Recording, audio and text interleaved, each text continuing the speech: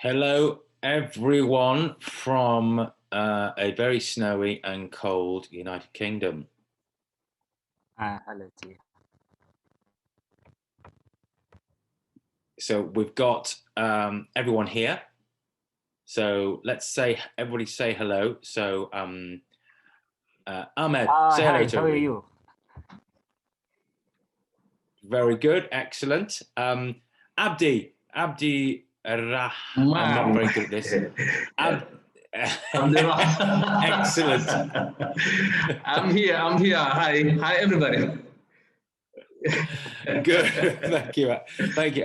Abdi's a lot easier than your full name. Yeah, Abdi is okay. Just say Abdi is okay. Abdi, excellent. Okay, we've got Ismail. Ismail is now with us. Hello, Ismail. Are you there?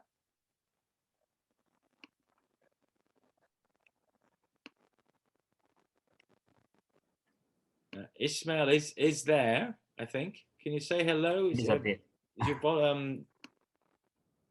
maybe your audio is off, Ismail? No, he won't talk. Ismail won't talk. You don't have to try. Yeah, it looks like he left the room again. Yeah, he did, and he's coming back. I'll just admit him again. He's coming back in. Okay. In the meantime, Anab, you're there, yeah?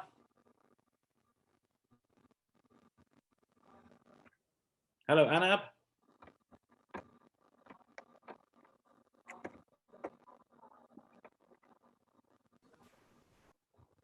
Ismail is back. Ismail's come back. Is Anab there? Anab, can you say hello? Hello, everyone. Excellent. Hello, Anab. Brilliant. You are there? Yes, I'm there. Good, excellent. I'm just waiting for Ismail. Ismail, are you there? Can you hear us?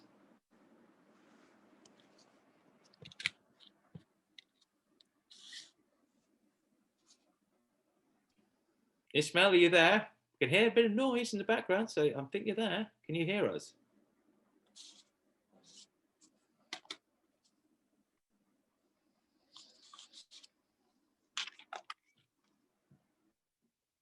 No, everyone's. Anab, can you just mute yourself? Or I'll mute you from here. Now, Ismail, are you there?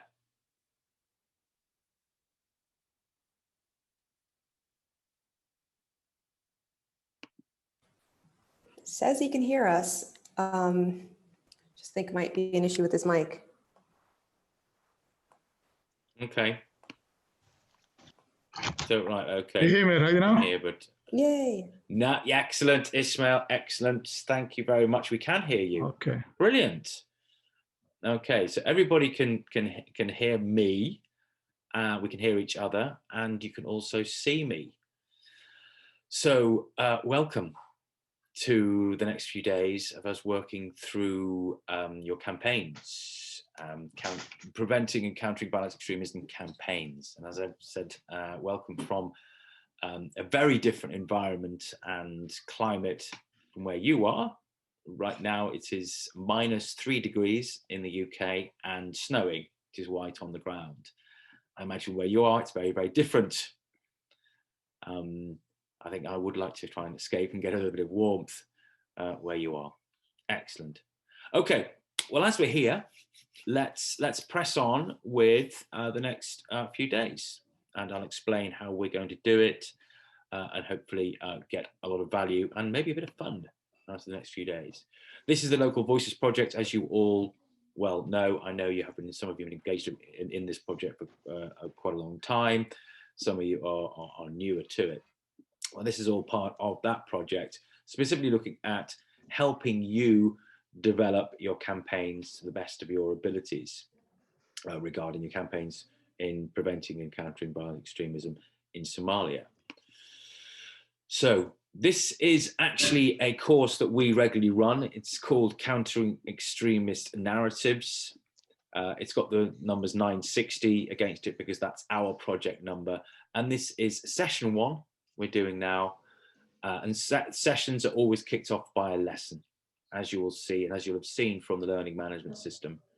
Yeah, that sessions are longer than just lessons, but they're normally kicked off by this interaction that we have This actual session and lesson we're going to be doing now is looking specifically at objectives and analysis, that phase of campaign planning.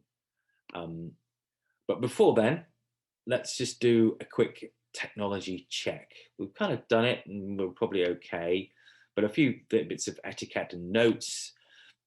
Your names, you've all put your names up so I can see who you are. That's excellent. I've got Abdi, I've got Anab, I've got Ismail, and I've got Ahmed, and I've also got Kira and Milga as well. So I know who you are. So that's fantastic, and you know who I am. I'm Jem Thomas. In fact, what I need to do is probably change my name, but I'm not going to because it's an Albany Associates thing. But my name is Jem Thomas. I'm the Director of Training and Research for Albany. I do a lot of the training specifically, and my background is in communications, running campaigns, being a media spokesperson, running media offices. That's my specific background. But over the years also, I have looked at and worked in areas where violent extremism has been part of campaigns as well. So hopefully I can bring a bit of my experience into this, this area, the violent extremism area, but coming at it from a communication approach, hence the campaigning approach. So that's me. I'm assuming you all know each other and have met each other before now. Would that be correct? Have you all met up before? I know some of you work together, so that's fine. But have you met all of you before?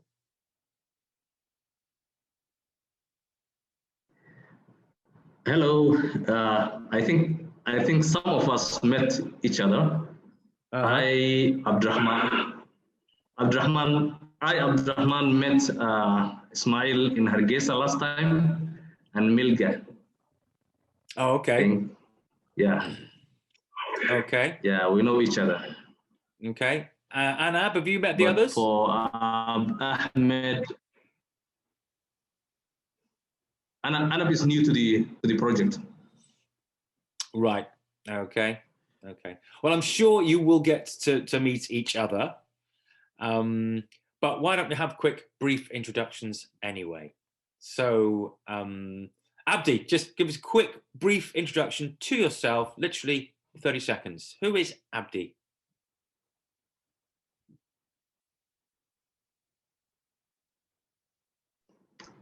Hello, my name is Abdi Adan Kalmoy.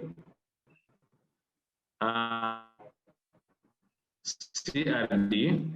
I'm program manager for CRD. I run 3 projects, including this strategic communication, the local voices for CRD. Yeah, that's it. Great. Okay.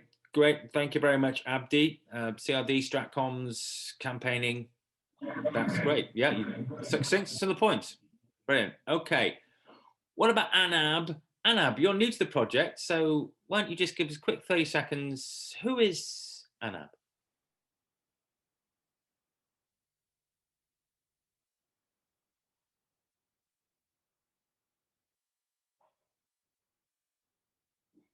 Hello? Anab, are you there?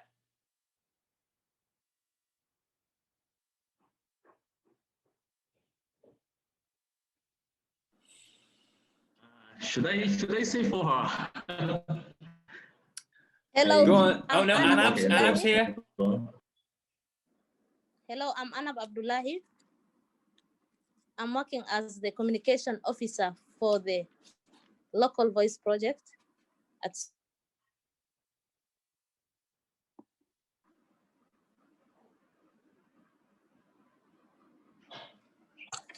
Okay, and you're with CRD, is that right, Anab? Yes, I'm with CRD, working as the communication officer for this project. Great, that's super. Thank you very much, Anab. Good to have you here. What about Ahmed? Quick 30 seconds. Who is Ahmed? Okay, thank you. My name is Ahmad Abdullahi. I will be working as local voice administrative management at Hayyan Institute. So I'm new to project, but I'm glad to be part of this team, and I'm really excited to contribute a lot to reach the goals and objective of the project. Thank you. Great, thank you very much, Ahmed. And last but not least, Ismail, do you want to give me a quick, who are you? Who's Ismail? Oh, chap, do you hear me? Yeah. Yes, okay. My name is Ismail Musa. I think we met in Mogadishu last 2019. Mm-hmm. Oh, Mm-hmm. time's running. Yeah. And I'm project manager in this Hayyan, and I have been with Hayyan last 6 years. And I was the project manager last time, 2019, Local Voices, Safar Kanabada, and we did well. So that is Ismail. Excellent.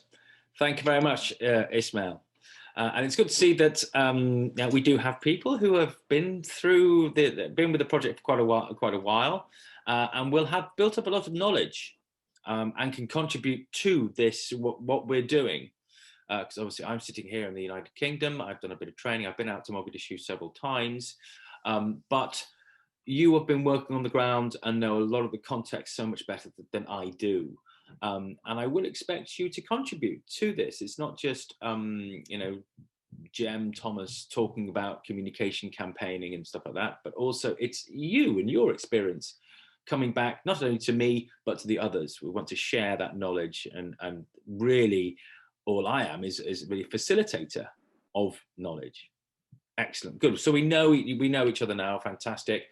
I would say normally preferably camera on, but I do know that there are bandwidth issues, so I'm very happy. I will keep my camera on if it's okay, but actually I may even turn that off if there are bandwidth issues. My So request, Thomas, if you record the session. Yes, I'm gonna come to that. I will be recording the session, and it will go on the learning management system. So don't worry if you miss some of it. You can go onto the learning management system, which we'll look at in a minute, and you'll be able to get that video. Probably within, it takes a bit of time to do a bit of editing. Probably within 24 hours, it will go back on the system, so you'll be able to see the recording of this. So don't worry. So let's not worry about cameras being on. I may even turn mine off. Please pose questions in chat if you feel you have an urgent question. There's the chat function in Zoom, which you can put. In fact, I will just chat now and just say hello to everybody. There you go. That will come up in chat, and hopefully you'll have seen that on your screen. You can use that for questions. Mute when not talking, because there can be a bit of a background noise. I can also mute you from my control here as well. Okay, so actually I'm now going to mute, and even though Anab is very quiet, I'm now going to mute Anab anyway. There you go. What power I can have. Brilliant. Okay, we will at some points be using breakout rooms, quite possibly. I will obviously break you into your, Hayat and CRD. I'll break you up, but if over the next few days you happen to be working in the same room and watching this together, then obviously we won't need to break you out. But at the moment, it looks like you all are all working in separate locations, so we may be using breakout rooms. If you do have an urgent request, then there's two ways of grabbing my attention. It could be a question, it could be a point you want to raise. Then you can, if you've got camera on, just do this. Yeah, make a lot of noise.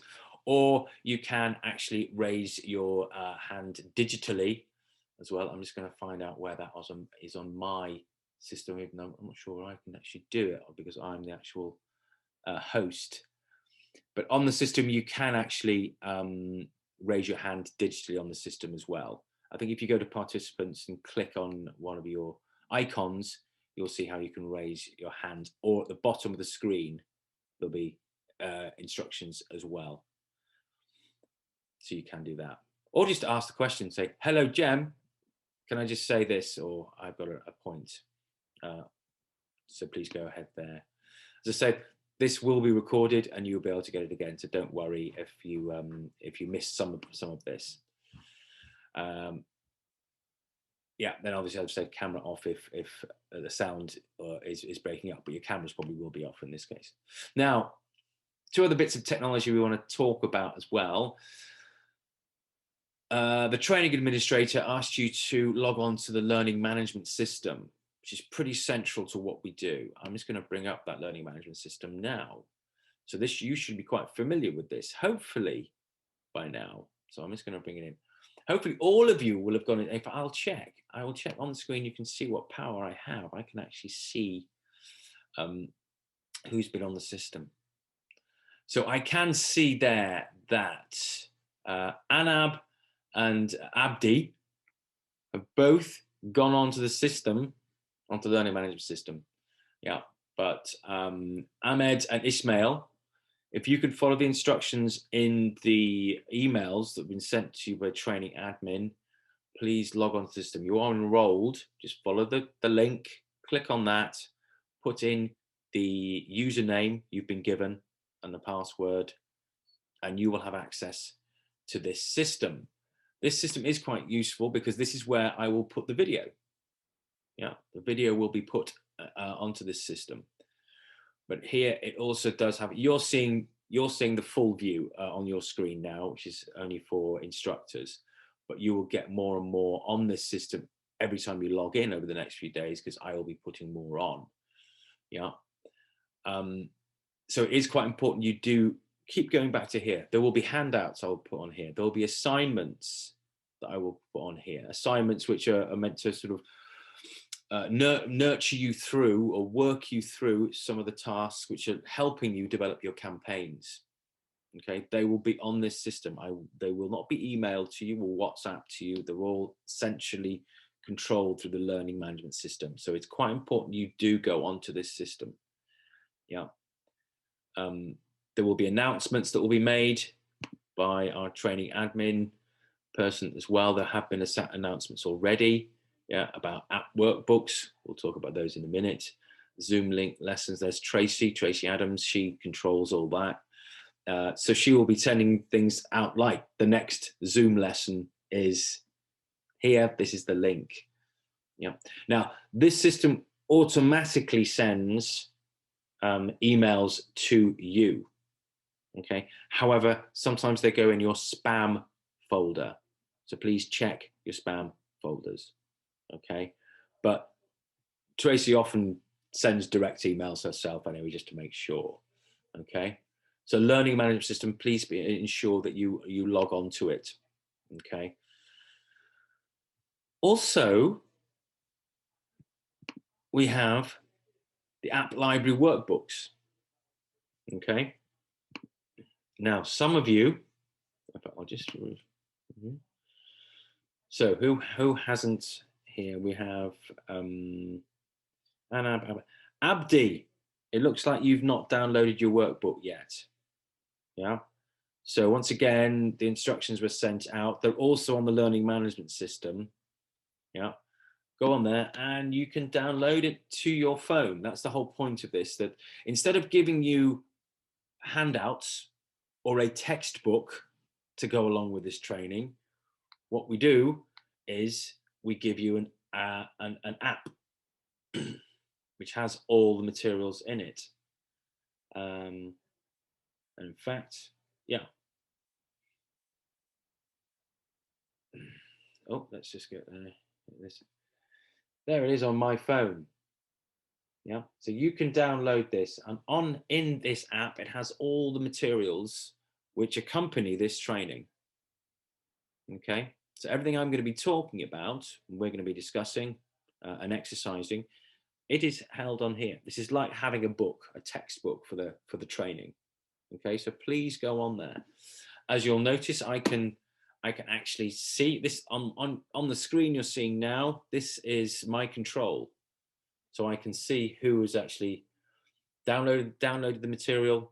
I can also see how far you've gone through the material. So yeah, nobody in this group yet has started using this publication. So although 3 of you have actually downloaded it, yeah, you haven't actually, I can see that you haven't actually done any work on it. But just to show you, I'm just going to show you on the web portal what's in this document, in the app. This is all the material that's now on your phone if you've downloaded it to phone. It talks about the journey to extremism. We're going to talk briefly about that tomorrow, I think. Yeah. Let's talk about narratives. There are click-throughs. There are pop-ups talking about narratives. There's a lot of material. There are videos on here. Let's see if we've got any videos somewhere. There are links to external sources. Yeah, all in English at the moment, I'm afraid, not in Somali. I'd love to get this converted to Somali, but it isn't. Oh, here we go. There's, I think there's, no, that's not a video. Hello, sorry. Hello, yeah. Yep. I'm lost here. Where can I get this information? So I can't really hear you. That's Abdi, isn't it? I'm saying, can you hear me now? Yeah, just about. Yes, I want this information, and I want to know where I get it from. Right. Okay. The instructions for downloading this have been emailed to you, Okay. but also they are on the learning management system as well. Okay, here I can see the dashboard, my courses, private files, and so on. There are 2 things. There's the learning management system, and there is the mobile app workbooks. Okay. So an initial email that you will have received will have had how to log into the learning management system, and then also how to log into the app library.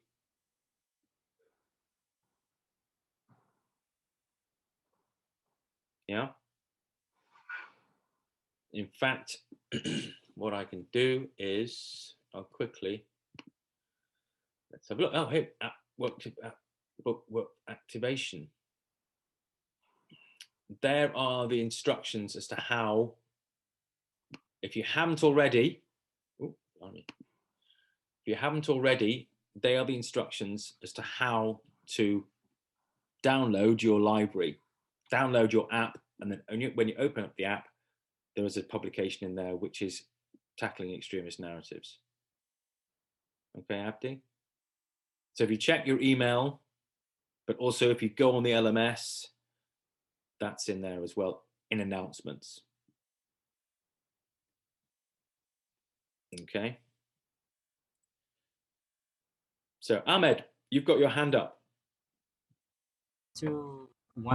I've logged in. If you can see now, I'm visible. Yeah. Yeah. Have you got in there? Yeah. Excellent. Okay. So there's material in there which will, so even if you've done this training and you go away and then in a month's time you think, what was Jem talking about? What was that thing he talks about, Oasis or whatever it is? You can go on the app and look through, and it will be in it, everything we talk about and we discuss, it will be in the app as well. Okay. So objectives, we're going to talk about objectives today. It talks about SMART. Yeah. There's a tool as well, which is linked in through there. Yeah.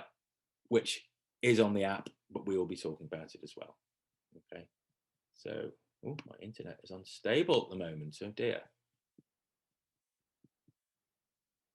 I'm just going to go out of that and come back to this. Okay. So that's the technology. That's the technology. Okay. Learning management system, your application workbook, and obviously Zoom using this. And over the next 3 days, that's how we're going to do it. We're going to have these Zoom lessons. Yeah. I'll also be asking you to read things on the mobile app workbook. So it's like giving you a textbook and saying, can you read this before we have the next lesson? And there will be assignments which will be put out through the learning management system for you to do as well. So this is the new COVID, post-COVID world where we're involving ourselves a lot more in technology. Okay. Are there any questions or pointers at the moment before we actually get on to the actual training itself and look at what we're going to be doing? Okay. Well, what are we going to be doing over the next few days? I'm going to bring up the module objectives on the screen right now. I think that's all of them. Yeah. So looking at the radicalization journey, looking at objectives, SMART methodology, also at analyzing publics and their environments, looking at message strategy. Absolutely key, I think, to campaigns. Too many campaigns are done without really thinking about what messages and how you construct those messages.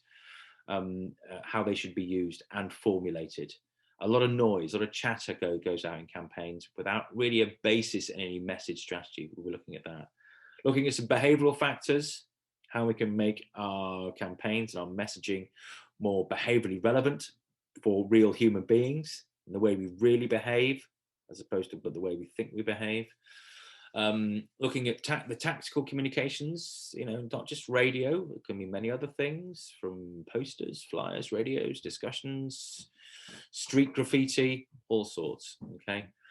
Looking at various content types, thinking about risks and resources to a degree, and eventually looking at measuring the effectiveness and the impact and outcome of campaigns. Even though I know you're doing a separate measurement and evaluation session, I think next week we will touch on that as part of the general campaign process as well. Okay, what are we going to do in this session over the next 2.5 hours? So that's pretty much what we're going to be looking at today: objectives and analysis. Okay, objectives and analysis. People who've trained with me before know that not only is strategy extremely important, but before you can get to that, is about objectives. Objectives. What precisely do you want your audience to do? We'll come back to that shortly. Okay. But firstly, I've got a question. Well, I did have a question. I'm not going to dwell on this question because I wanted you to have read the workbook before you actually answer this question. But I want you, when we leave this session, I want you to think about what exactly is narrative. And read the section in the workbook about what is narrative. Because narrative it's a very strange concept. I think one way of thinking about narrative is a visual idea, an identity, a concept, almost quite difficult to get your hands on it. But if we look at one of the most iconic brands in the world, everybody in the world pretty much knows that symbol. Yeah, the Apple for Apple computers, Apple phones, Apple everything, you know, so much Apple. Well, I reckon I could probably go across the world and ask anybody, what does that symbolize? What's that narrative around that? And they pretty much across the world would have a very similar idea of what that represents. Yeah. It represents style. It represents, to a degree, doing something different. Yeah. If one has an Apple, one is doing something different, slightly maverick. It has its own iconic status, which is buried in narrative. So I want you to think after this session, what exactly is narrative? What is my personal narrative? Not me, as in your personal narrative. What's your organization's narrative? What are the narratives around the big issues in your country, especially around violent extremism? What are the narratives that are prevalent? We'll come back to this a little bit later, but I want you to start thinking about it now. What is narrative? Because that's what ultimately what we're trying to do with our campaigns is move narrative, create narrative. Yeah. We'll be looking at this again as well. How does the media environment propagate narrative? I would say that back in the good old days, yeah, you had television, radio, and print, and an organization could transmit to those through those medium, and the audience over here would actually take that information and create narrative. Because narrative is a little more sophisticated than that. We'll come back to it. But it's not just that nowadays. Nowadays we have this more complex narrative being built up by everybody. Anybody can insert themselves into the media environment to create narrative, create understanding, create meaning of what is going on in the world. Yeah. And of course, now we have social media, digital media, which is also allowing meaning to be constructed, narrative to be constructed through those media. And also now the audience, the general public, everybody can contribute to that media space to try and shift narrative, to try and create meaning for others in what is going on. Okay. But ultimately, where does narrative actually exist? I'll ask you this question. I'm going to ask you the question: where physically, where does narrative actually exist? Does anybody want to? It's quite a philosophical question, I know, but I'm asking you: where does narrative actually exist?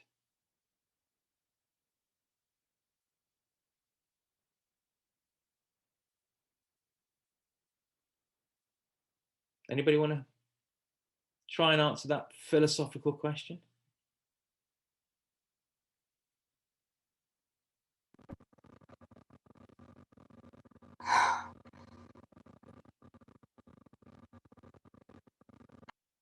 Someone's thinking, so I can hear some thinking going on. Well, I would say I shall answer. I'll make it a rhetorical question then. If no one's going to answer, I will answer the question. I would say actually, it exists there. That you do have media which you will be using for your campaigns, but ultimately, narrative actually is formed more than anything amongst the crowd, amongst people. That is where the action really is. And that's where with any campaign, you should not really be focusing on the media. You should be focusing ultimately on your audience. Now, all your audience will be engaging with media, but they will be engaging with themselves more than anything to create narrative. And in answer to the question, where does narrative actually exist? It exists there. Ultimately exists in the minds of your audience, not out there in a realistic, metaphysical place, in this building, in this government institution, in this group of people. It ultimately exists in the minds of your audience. And it's quite important we do ultimately consider that in any campaigning. That's where you're ultimately aiming for, is the minds of your audience. That's where the action is, inside there. So I've been quite philosophical so far, but now I want to ask you a question, which I ask all delegates on these courses about communication and campaigning, but specifically about communicating. If we had a scale, and we said, okay, communication, is it actually just common sense? Or is it you know, so scientific. It's rocket science. Yeah. So is it straightforward common sense, or do you have to be qualified in this, yeah, PhD, everything, rocket science? And if there was a scale between 1 and 10, where would you put communication in the context of campaigning and what we're talking about? Where would you put it? Yeah. And I'm going to ask you to answer that question through a poll. Okay, so this is I do this on purpose. I want you, without discussion with other people, to actually answer that question. Okay, is communication rocket science or common sense? Okay, so I am going to try to initiate a poll. Okay, from 1 to 10, is communication rocket science, common sense, number 1, or rocket science, 10? So you should see on your screen now, hopefully, a poll where it gives you an option to mark 1 to 10. So please go ahead and mark on there 1 to 10. Okay, there's one of you's voted. I won't say what the score was. That's quite important. Ooh, okay, someone else has voted. Right, okay. Anybody else? 3 of you have voted so far, but interesting results. Anybody else want to? Okay, all right. Okay, well, I'm going to end the poll. I've got enough information to make my point. I'm going to end the poll. I know I'm going to share the results. Okay, so there are the results. Interesting. But in the narrative of communication, what communication is, we've all got such different ideas, only from a small sample. And I'm not going to ask who scored what. Yeah, we've got 2 people who said it's common sense, straightforward common sense, this communication thing. We've got 1 person who's started to think, actually, this is serious stuff. This is rocket science. Yeah, it really is. Wow, you need some serious training to be able to do this communication. And 1 that's in between, in the middle. Yeah, it's a little bit in the middle. So already the narrative of communication is quite widespread. The concept of it in different minds is very, very different. People often ask me, okay, so Jem, what do you think rocket science is? What do you think communication is? And I will show you what I think it is. I think that if I was going to put my number anywhere, it would be there,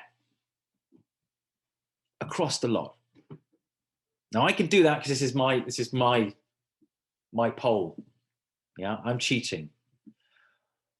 But it does make a point, because actually communication goes across the whole spectrum. It is common sense because ultimately we are dealing with human beings. And each human being has their concept of what is common sense. And there is, to a degree, across humanity, common, what can be seen as a common ideas. So common sense is not unreasonable because we're dealing with human beings. But also, yeah, there is a degree of rocket science. Not everybody is a great communicator. Yeah. And even the great communicators can be so much better if they fully understand the concepts of communication. And what I mean by rocket science here isn't necessarily that you need to be a technical wizard. You don't need to know the ins and outs of Facebook and Instagram and TikTok, even down to being a coder. No.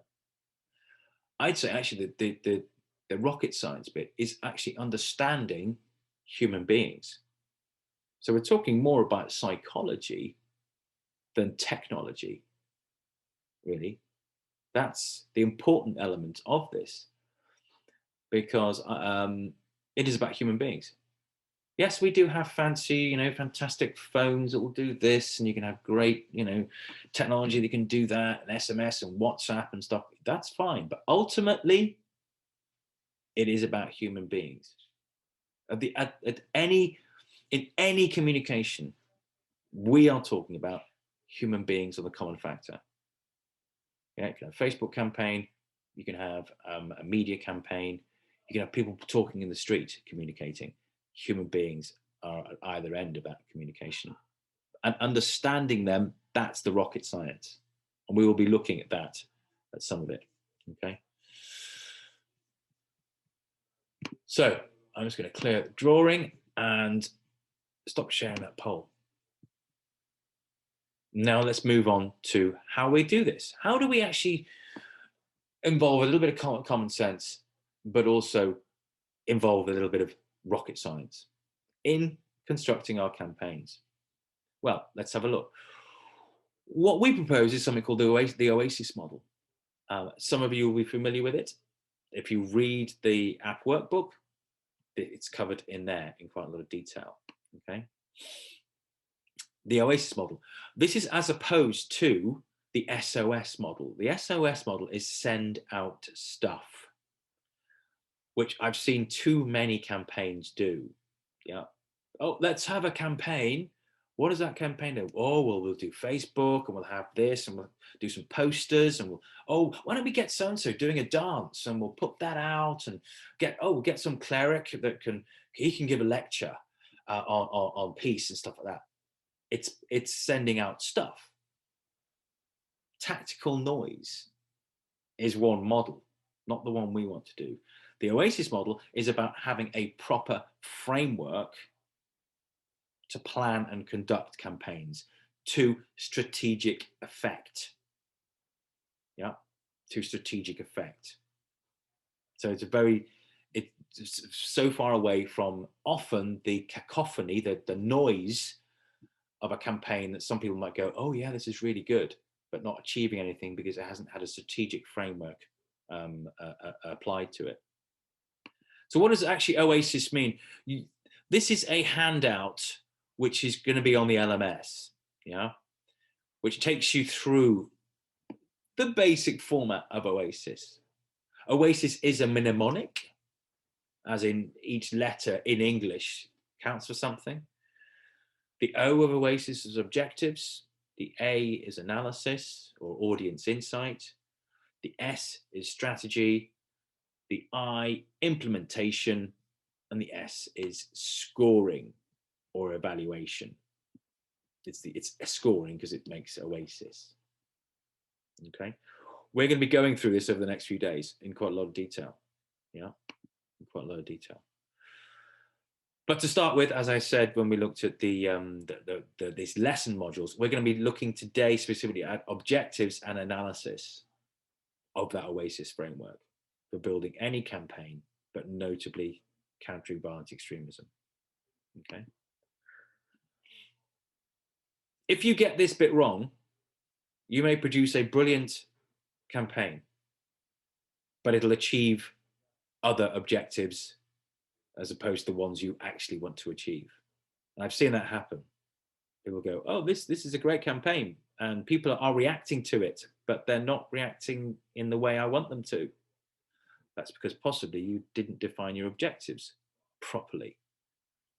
So let's have a look. What are we talking about when we talk about objectives? What do you want? What is your mission?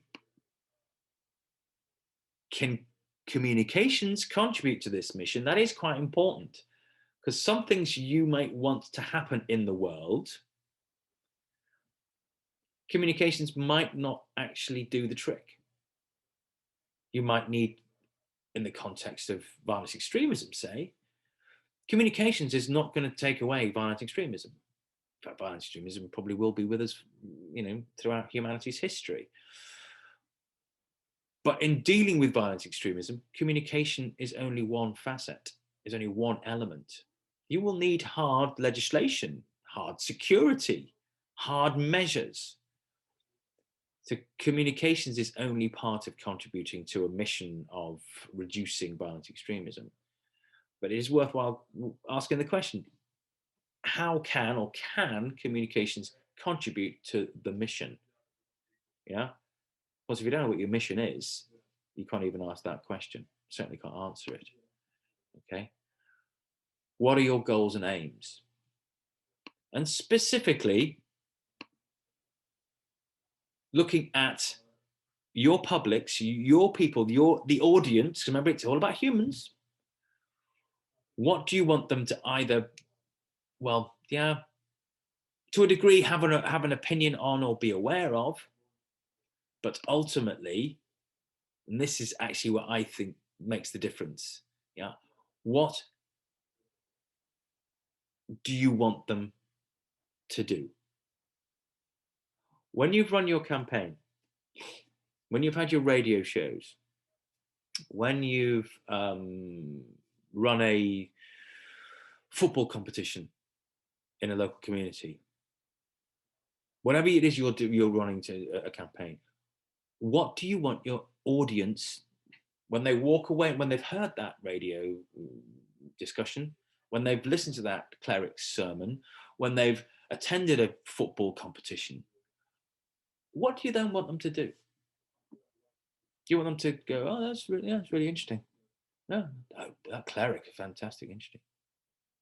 Well, that's fine. What do you want them to actually do with that information? Having gone through the process of attending something, of listening to something, of processing, of analyzing, of thinking something, what do you then want them to do? Because if people can be very aware, people can process and think and attend, and then go back to doing exactly what they did before. So unless you define what behavior you wish to change in your audience, your objective is going to be pretty pointless.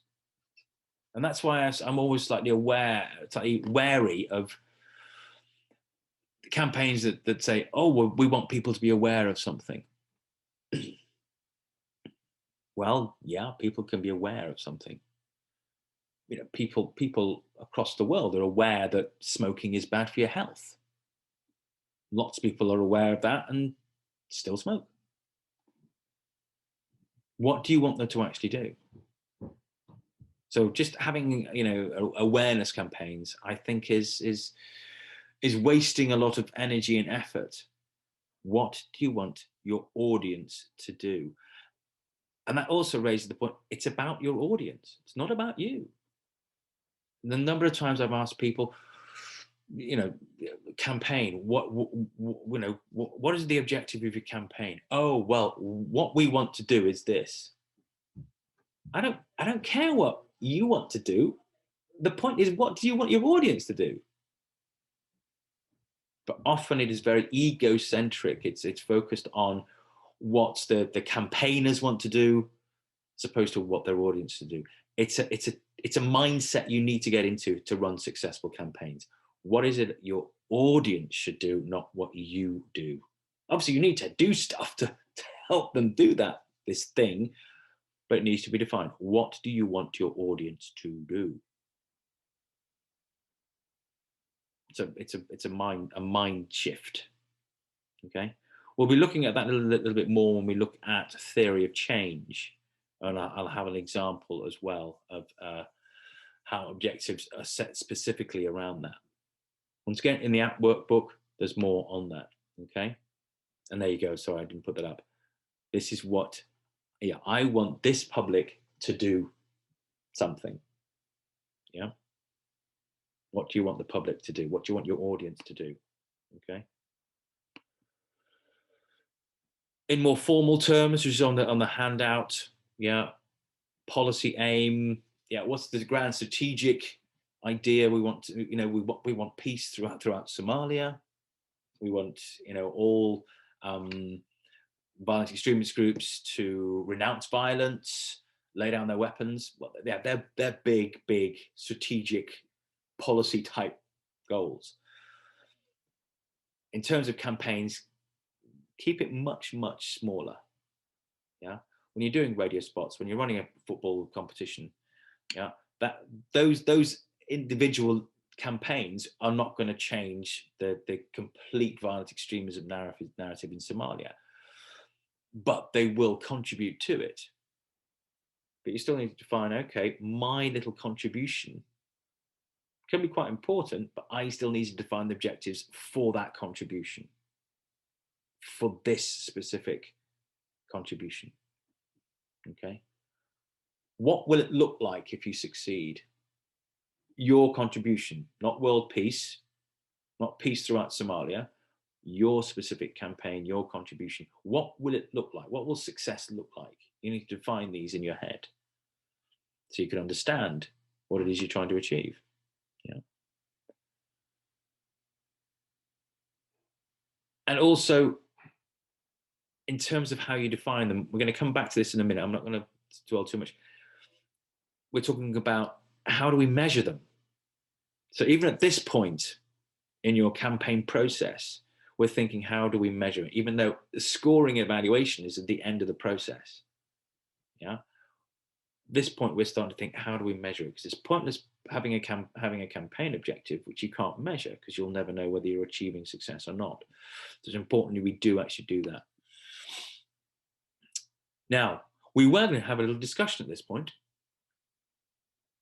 but we're not, because, but this is quite an illustration of how the learning management system works. On the learning management system, if you had logged onto it a few days ago when it first became live, there was an assignment on the system. And let me just bring that assignment up. Where's that coming up?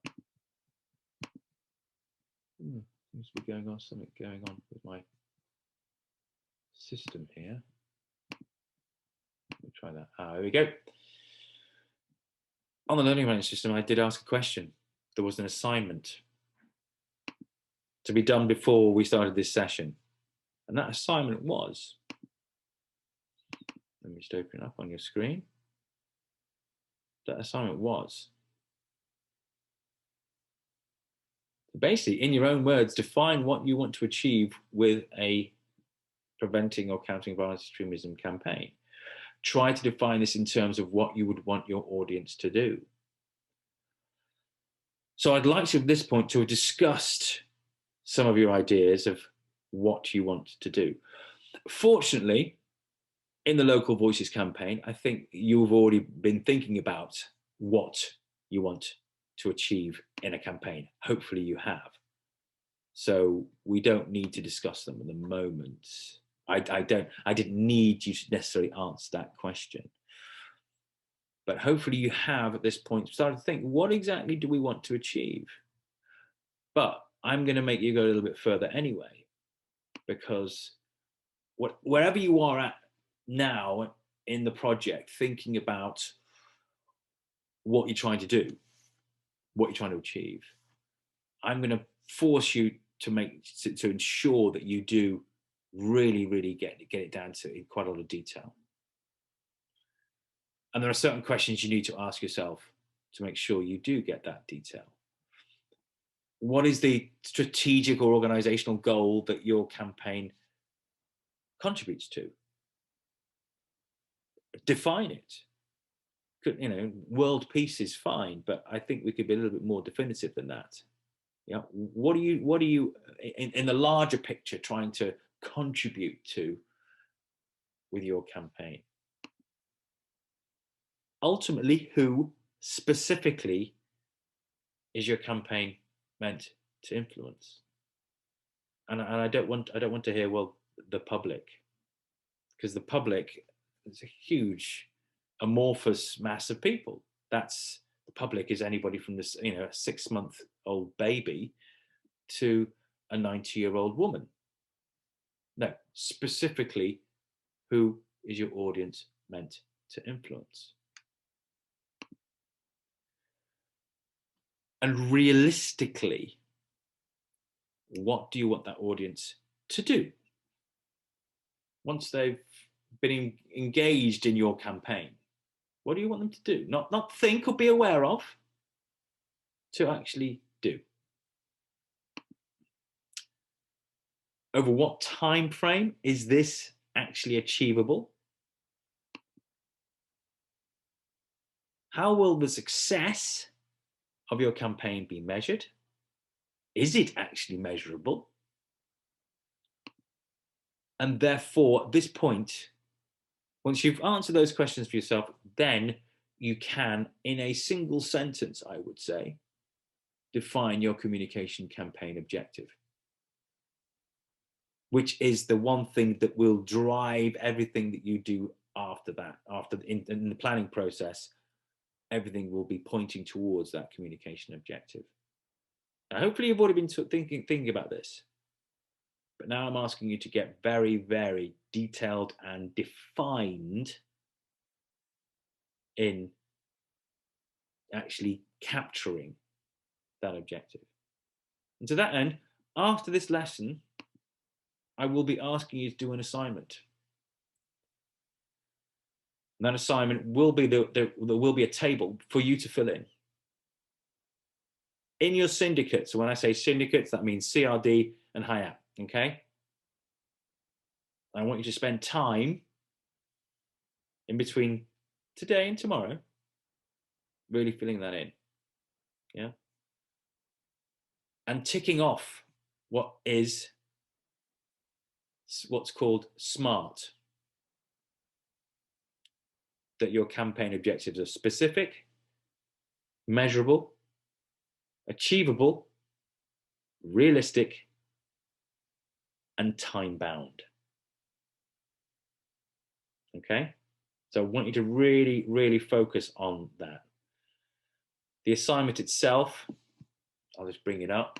You've seen a screenshot of it there, but I'll bring the assignment. This will be on the LMS. After this, I will unhide it that all students can go in and see this assignment. What you're to do in 2 groups. So I don't want 4 submissions, I only want 2, because there are 2, CRD and HIAT. So work together on this. I don't care how you work together. You can do it through WhatsApp, mobile phone, meet up if you can. I don't know what, in the UK we're in national lockdown. We can't meet up with people, but maybe in Somalia you can at the moment. Why isn't this working? I'm just going to bring that back up again. I know why it is, because I haven't got it there. Your assignment will be on the LMS. It will be in a Word document. There it is. Okay. So syndicate name, CRD or HIAT, yeah. You can click on in these grey boxes and type. The grey boxes will continue to expand as you type. Okay. You are to fill that in. Okay, as detailed and as defined as possible. Okay, because this is your launch pad. If you don't have a good launch pad, your rocket ain't going anywhere. Okay, really, really concentrate. This could take a couple of hours, actually. If it was a big campaign, you had a committee looking at this, a comms team looking at this. It could take quite a long time. And in fact, I've done this with many, many organizations where they've thought they've known exactly what they're trying to achieve. And a day later, they've totally redesigned their objective because they've been forced to think about exactly what they are trying to do. What they thought they were trying to do actually wasn't what they wanted to achieve. And it's taken that thought process to ultimately focus on really what they want to achieve. Okay, so you'd fill that in, save it to your computer, fill it in, and then when you've filled it in on the LMS, yeah, you can then click on submission. It's not on this screen because this is the teacher screen, but in the assignment tab, when you click it open, there is at the bottom add submission. Click on there, download your document, and I'll be able to see it. Okay, it is quite self-explanatory when you look at it. Okay, so that's an assignment I want you to do. I want you to do that so that you are fully happy with your defined communication campaign objectives. Okay. Are there any questions at this point?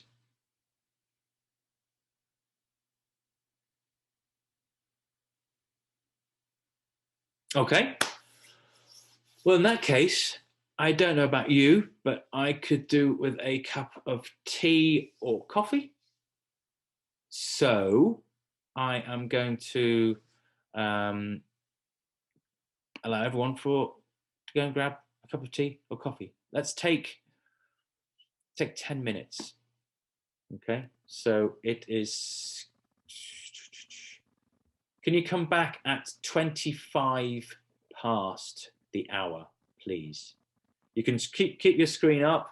Yeah, if you do drop out of Zoom, you can come back in. That's absolutely fine. Using the same link, you don't need to download anything. Just click back into the link you have, or just stay there. Just just mute yourself and go and get a cup of tea, coffee, whatever you wish. Go, do whatever you need to do, and be back in 10, 11 minutes. Okay. Sounds good. See you in a minute. Right. Okay. Well, are we all back? So let's just say hi. So Anab, are you back?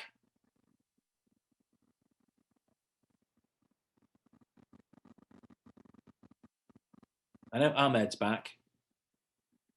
Me, I'm back. Yeah. Yes. Abdi, are you back? Abdi, you there?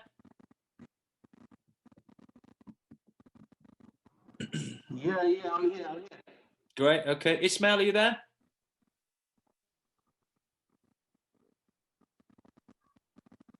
Yes, I'm here. Excellent. And Anab, are you there?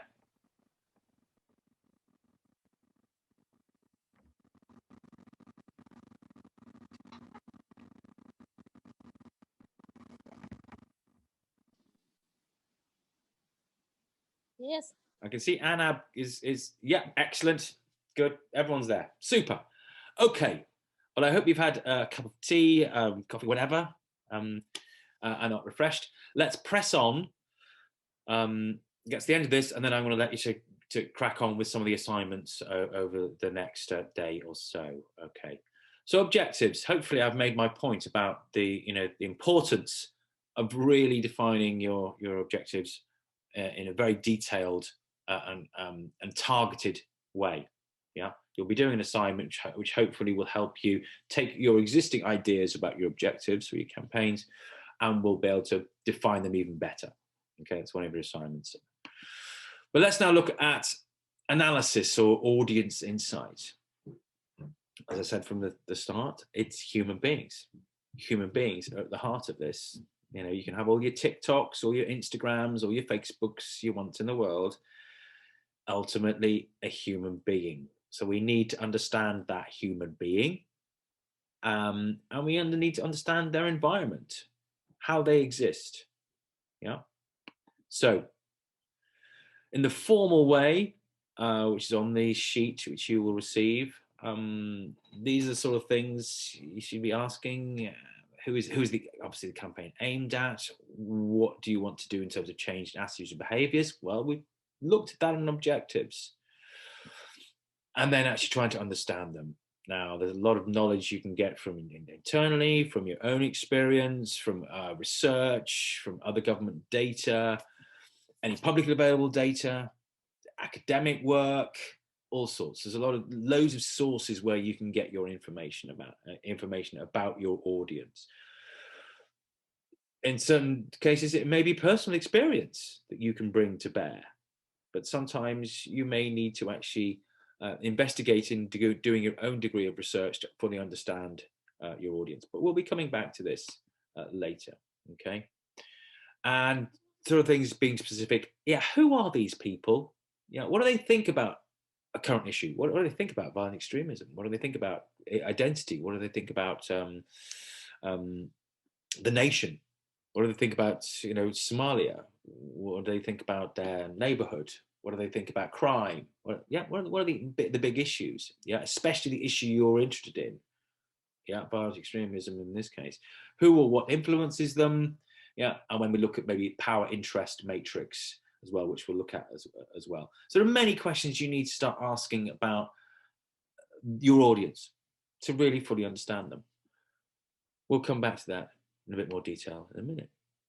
Power interest matrix that was mentioned. We'll look at that in more detail later on, but this is actually just briefly looking at how much interest your audience has in the issue you're working with. In this case, it will be violent extremism, and also how much power do they have to help you achieve what your objectives are. Remember, you've defined your objectives. Good. What power do they have to help you achieve those objectives? Okay. So these are all elements of doing your analysis.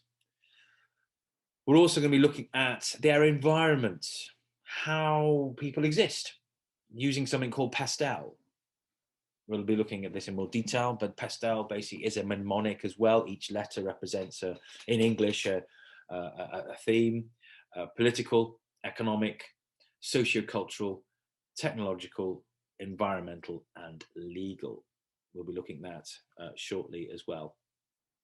And then also looking at the way, the context that you as an organization, or as if it's a government campaign, a government, how do you fit into the operating environment as well? So we'll be looking at something called SWOT as well, strengths, weaknesses, opportunities, threats. If any of you have done any management training before, you will have come across pastel and SWOT because they're quite widely used in actually managing organizations, sort of strategic management, both SWOT and pastel, but they are very, very vital in terms of communication as well. Okay, so we'll be looking at that in more detail as well. Okay. Remember, before we go into more detail on those things, it's not about you, it is about them.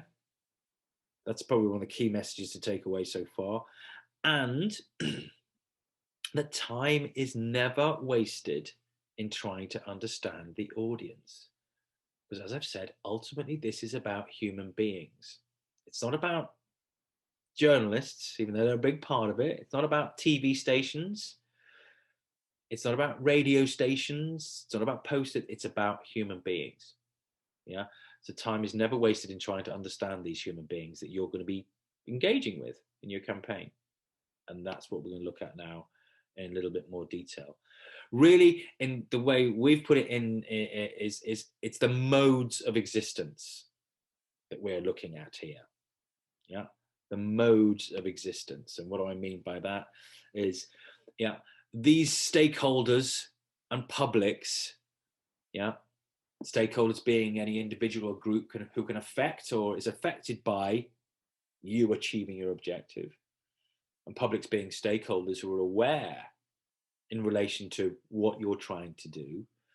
Yeah, we're looking at the modes of existence of these people that will be part of your campaign, be the ones that are going to help you, or be the ones that you ultimately want to change in some way. What are their modes of existence? Yeah, it's sometimes called looking at stakeholder maps. Yeah, mapping your stakeholders, because they are important. These stakeholders are the ones which will help you actually achieve your objective. Okay, but what is their mode of existence? Let's really have a good look and understanding. Yeah, so really we're looking at then going back to narrative formation, yeah, and understanding the context of the modes of existence of those audiences, the values, opinions, attitudes they have, what demographics they are, yeah, how does information exist around them? How do they source information? How do they transmit information? How do they make meaning out of the lives around them, including information and experience? And specifically in the context of violent extremism, what are those push-pull factors for certain members of your audience? Yeah, what are the push-pull factors regarding violent extremism? So looking at the modes of existence. How do these people actually exist? Who are they? Yeah, what are their wishes, their desires, their dreams, their values? How old are they? What education do they have? Are they male? Are they female? Yeah. What's their life experiences? Yeah. This is the audience. We'll look more specifically about violent extremists themselves and the road to radicalization. We'll look at that tomorrow. Here we're just looking at generally about at your audience, yeah, which may not be violent extremists themselves. They may be people who are vulnerable to violent extremists, but aren't violent extremists themselves. So we're looking much more general at the modes of existence of these people. In terms of the stakeholder mapping, let's look at some of those tools we mentioned before: the power interest matrix, the pastel, the SWOT, etc. So power interest matrix. The best way I'm going to explain this is through an example. And the example is if an organization has a strategic goal to improve the general health of children. Okay, let's say that's it could be a health ministry. Yeah, that's their strategic goal in life, and their existence is there to improve the health of children. Now that could be done in many, many different ways. Many, many different ways you can do that. But a part of the organization is tasked to look at dietary health of children. And they have a good look at that and they go, right, we're going to run a campaign. And they do all their objective setting, etc. And they define that actually what they want to do is that they want 8 to 14-year-old girls and boys to consume 25% less sugar over the next year. Okay, so they've defined, and that's quite smart objective. Yeah, they know who their audience is or who they want to actually influence. The 8 to 14-year-old boys and girls. What do we want them to do? Well, consume 25% less sugar. And over what time? Over the next year. So that's quite smart. Yeah, that's measurable as well, isn't it? Yeah. So that's great. Brilliant. Okay, so we've got a big strategic goal, and now we've got a campaign goal, which is smart.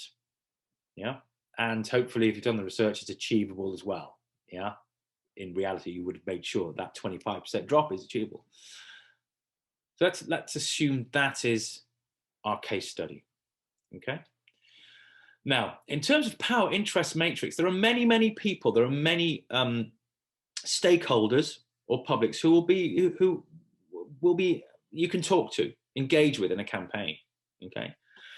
Some of them will have more power to help you achieve your campaign goals, 25% less sugar, 18 to 14-year-old boys and girls.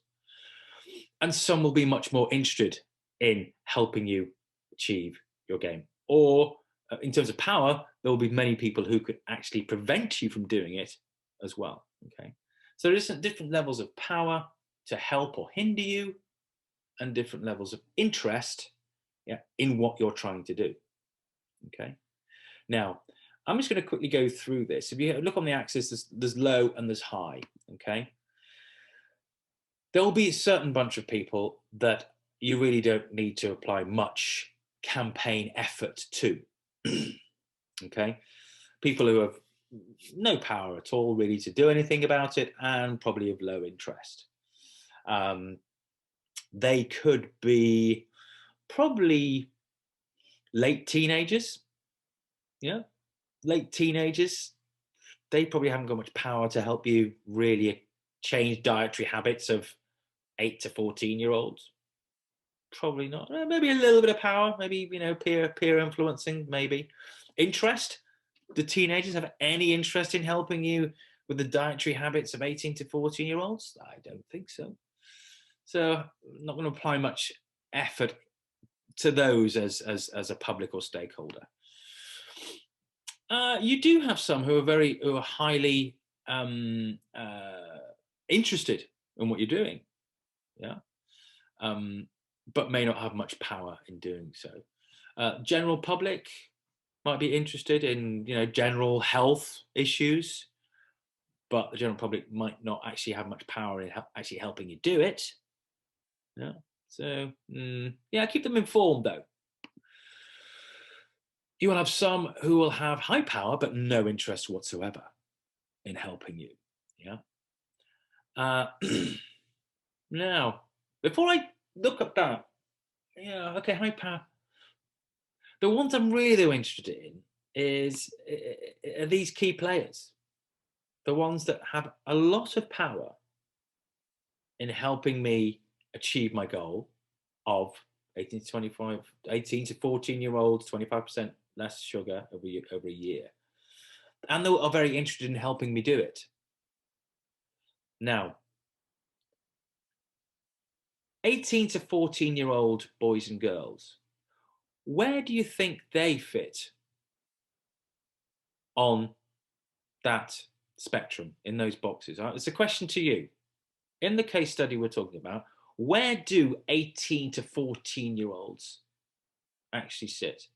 A, B, C, or D?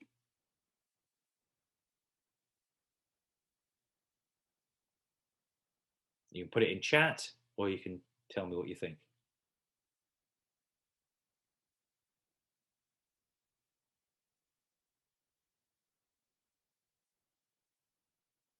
Anybody?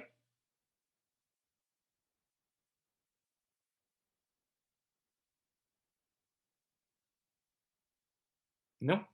No one want to have a guess?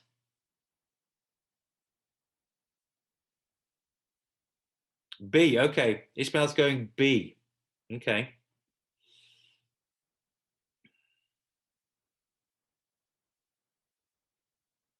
Anybody else want to have a go? Okay, let's consider B. Okay. So 18 to 14-year-olds. Well, in terms of power, how much power do they have in reducing levels of sugar that yes, they do have quite a bit of power in that they can choose not to eat sweets and high sugary things. But is that real power? Do they really have a lot of power? And are they interested? Children don't tend to, they like sweet things. Children tend to like sweet things. Yeah, so I'm not sure whether B is quite correct. I'm not sure whether B is quite correct. You could make a case in terms of power, maybe. Yeah, but they're definitely not. The point being, they're definitely not key players. They're definitely not D, which is what often people will go, oh well, they're the audience. They're the ones we want this thing to happen. So they're key players. Abdi's gone for C. Yeah, okay. Yeah. Level of interest is probably low. As I say, children, they want to eat. They like eating sweet things. So level of interest is probably low. And power to do something about it? Well, yeah, okay. Because we have said that, yeah, ultimately, they can make a decision not to consume these things. Yeah, to a degree. So yeah, maybe C is more where they might be. So the argument is that they could be in B, but they could be in C, and I'd probably favor them more towards C. Okay.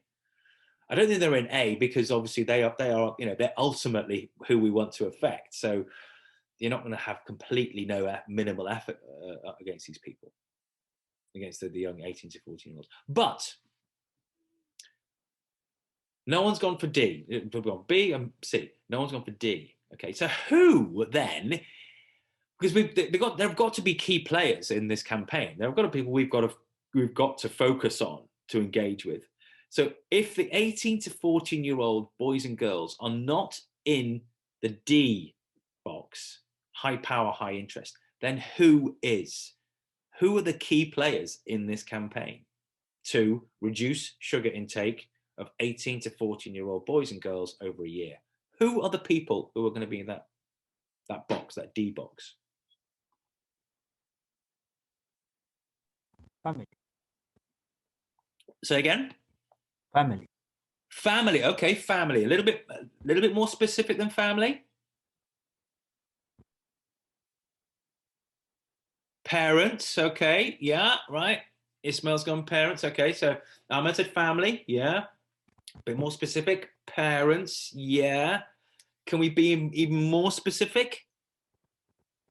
Like for example, school teachers. Okay, interesting. School teachers. Well, okay. Let's keep let's hold school teachers. Let's keep them. Yeah, they could be powerful. But back to parents. Can we be more specific about parents? Mama. Yeah. I'd say it's going to be mum, isn't it? Yeah. Yeah.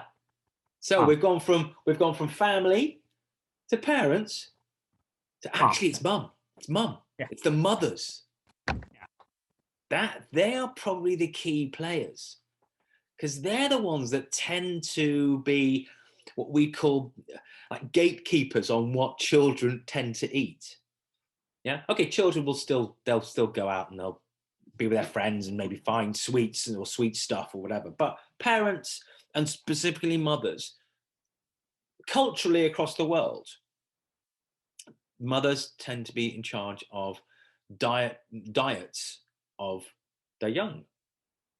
So mothers, yeah. So I'd say, yeah, it's mothers we need to be influencing more than anything. They are the key players. So although the ultimate objective or the ultimate targets of our campaign are 18 to 14-year-olds, it's actually the mothers who are the key players. So we don't go automatically towards the 18 to 14-year-olds, we go towards their mothers. Education system, teachers, yeah, teachers do have a role to play in this. So yeah, in the education system, keeping up the idea that too much sugar is bad for you or whatever, yes, they could be key players as well. So with your campaign, you think, okay, so we've got mothers and we've got education system. And then when you come to campaign planning, you think, have we got the resources to maybe do a campaign which involves the education system, but also is directly aimed at mothers as well? If you haven't got the resources, you might have to think, okay, which one do we choose? Do we go through an educational system to run our campaign, or do we try and target mothers directly? Yeah. Where do mothers go? Yeah. Sorry, yeah. Mothers first. Yeah, I tend to agree. I tend to agree. I think mothers are probably more influential than teachers. But if you've got the resources and the efforts, you could do both. But I think mothers would be the first place I'd be looking. In terms of the box, I'd say mothers are probably in the bottom right of the D box. Teachers are a little bit more going towards the middle, but still key players. Yeah. So in using this power interest matrix, we can start thinking about exactly who we need to be influencing. Because if we go to violent extremists campaigns and say we are looking at increasing a general goal of increasing the resilience of 8 to 14-year-olds, increasing their resilience against extremist narratives, well, who are going to be the key players in that?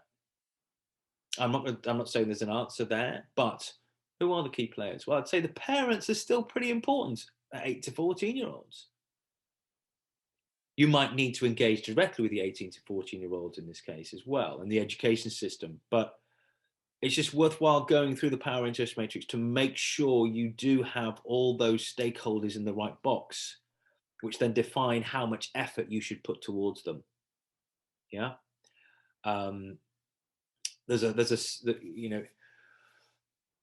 Often campaigns can be run and can be seen to be very successful because many people are going, yes, we support your campaign and it's really great and absolutely, until you realize that they're the people that supported you anyway.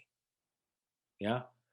They're the ones that actually you should have applied minimal effort to because they were on side anyway. So the power interest matrix is a good way of ensuring that you're not putting campaign resources and effort in the wrong place. Yeah, so power interest matrix, quite an important part of your analytical efforts. Okay. So any questions on power interest matrix?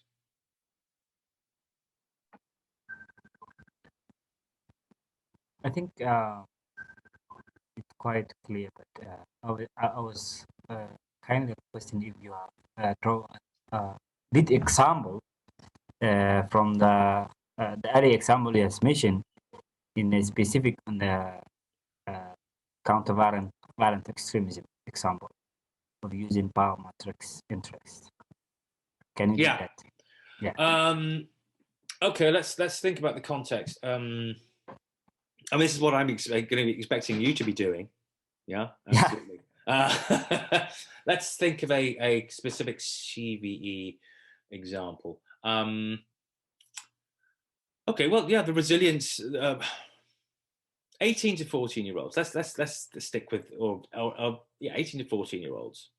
Formative years. Okay. We want them to build resilience against violence extremist narratives, not to be drawn into the idea. Okay. And we decide, okay, well, what's a good way of doing that? Well, it could be that we want to give them some sort of identity. Yeah, because often a pull factor for violence extremism is to give people an identity. Come and join Al Shabaab, because you know it gives you identity, gives you prestige, yeah, gives you a bit of status, but identity. Yeah, I am a member of a group, and it's called Al Shabaab. Okay, and we think, okay, if we could displace that identity and give 18 to 14-year-olds another identity to join. Yeah, apart from being young, Somali, live in this town, whatever it is, another identity, a quite powerful identity, what would it be? And then a campaign plan could be, okay, what about say football? Yeah, and we want, you know, a powerful motivator for a town where young 18 to 14-year-old boys have very little to do, very have, you know, seeking the meaning of life. Al Shabaab is quite a powerful draw, but the most powerful thing you could do is set up a football team. Because a football team, it's not about sports, it's not about physical health, it's about identity. Yeah, that putting on a shirt, having identity, being part of a group, very powerful. Okay, so we think, okay, so that's how we're going to do it. In terms of power interest, well, who are the key players? Yeah, well, if it's football, it's going to be males. Yeah, males. Who are the most influential males for 18 to 14-year-olds? Probably those teenagers, probably older teenagers or young 20s males who are seen as successful. Yeah, especially if they're successful in sport. Yeah, so they become quite key players in a campaign. If your campaign is actually, we want to set up and support local football teams, yeah, as part of a campaign to give 18 to 14-year-old boys alternative identities against the draw of Al Shabaab, then key players probably are going to be their elders, just elders. Yeah, so the 16 to 24-year-old males who are identified as being successful, but also identified as being successful in football. Yeah. So, I mean, I don't know enough about Somali football, but I'd say, you know, the Somali national football team, I assume there is one. Yeah. Yeah. There you go. So there you go. So you start thinking, okay, they could be key players. Yeah. You could say, okay, maybe they're too far removed. Are there any more regional? Yeah. So they become key players. But that's only in the context of this campaign I'm explaining. Yeah. The key players are not necessarily the 18 to 14-year-olds. It's actually who are those influencers. Yeah. It's not quite the same as mothers and teachers. mothers and teachers, especially. It's not the same as mothers, because mothers in the sugar context, mothers had a lot of power. Yeah, they had direct power. Yeah, you know, they had direct influence on young people's diets. The football thing I've just talked about, a little bit less power. Yeah, but you know, okay, key players in the football context, key players would be, well, you know, town councils, or, you know, town organizations, maybe clan organization. Because if you're going to play football, what do you need? If you're going to do it properly, not just kick a ball around, but have an identity, you probably need a space. Yeah. Football association. Yeah, a football association. Okay, football association, they've got a degree of power. Yeah. So you start thinking these are influencers with a degree of power, not the same amount of power as a mum has over her children in consuming sugar, but they do have a degree of power. They are key players. Yeah, which will need to be not only influenced by your campaign, but can also be influencers within your campaign as well. Okay. So by just going through the power interest matrix, it starts getting you to think, who are the key players in this? Because you'll be coming back to that when you start looking at implementation.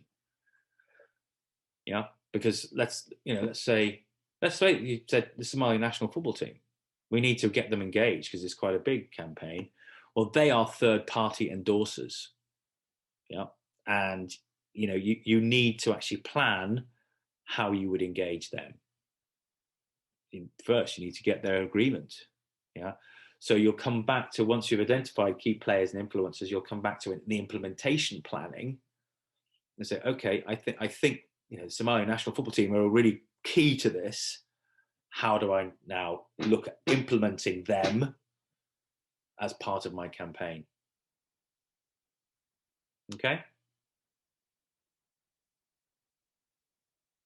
So hopefully that's an idea. Yeah. So Ismail said friends.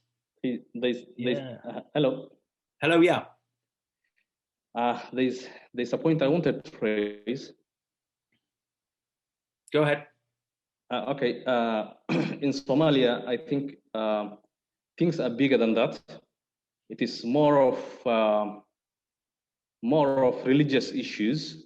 Mm-hmm. Because Somali communities are very vulnerable when it comes to religious beliefs, and there are a lot of sects within the Sunni communities, mm-hmm. and some of them encourage violence, and once they get hold of the control of that certain community living there. For example, they take over all businesses, all mosques, mm-hmm. And other institutions, and then they start to preach their own ideas. And the most vulnerable people among the community are the juveniles, the young ones. I think in our campaigns, what we should put more effort on should be on anything to do with the religion. For example, giving sermons in the mosques and giving the right narratives and how the right Islam is. Otherwise, for example, if we put much effort on sports and those issues, it may not work, because we've seen many individuals among Al-Shabaab who are also musicians. They are artists, they are musicians. Many of them have been caught the other day here in Mogadishu, and they were found that they were musicians. And they had their hairstyles, cut in a certain way. They were just within the community, and you cannot identify them. And Later, the National Intelligence Security Agency have tracked for them, and they have captured one of them. And he was among the musicians. Nobody could detect them for so long. And yeah, these guys are in every place of the community. They are business community. They are footballers. They are musicians. You never know them. You never know them. But what they need much of it is giving them the right narratives when it comes to Islam. That is it. Thank you. No, absolutely. Yeah. I'm not saying that's not very, very relevant, and it is extremely relevant.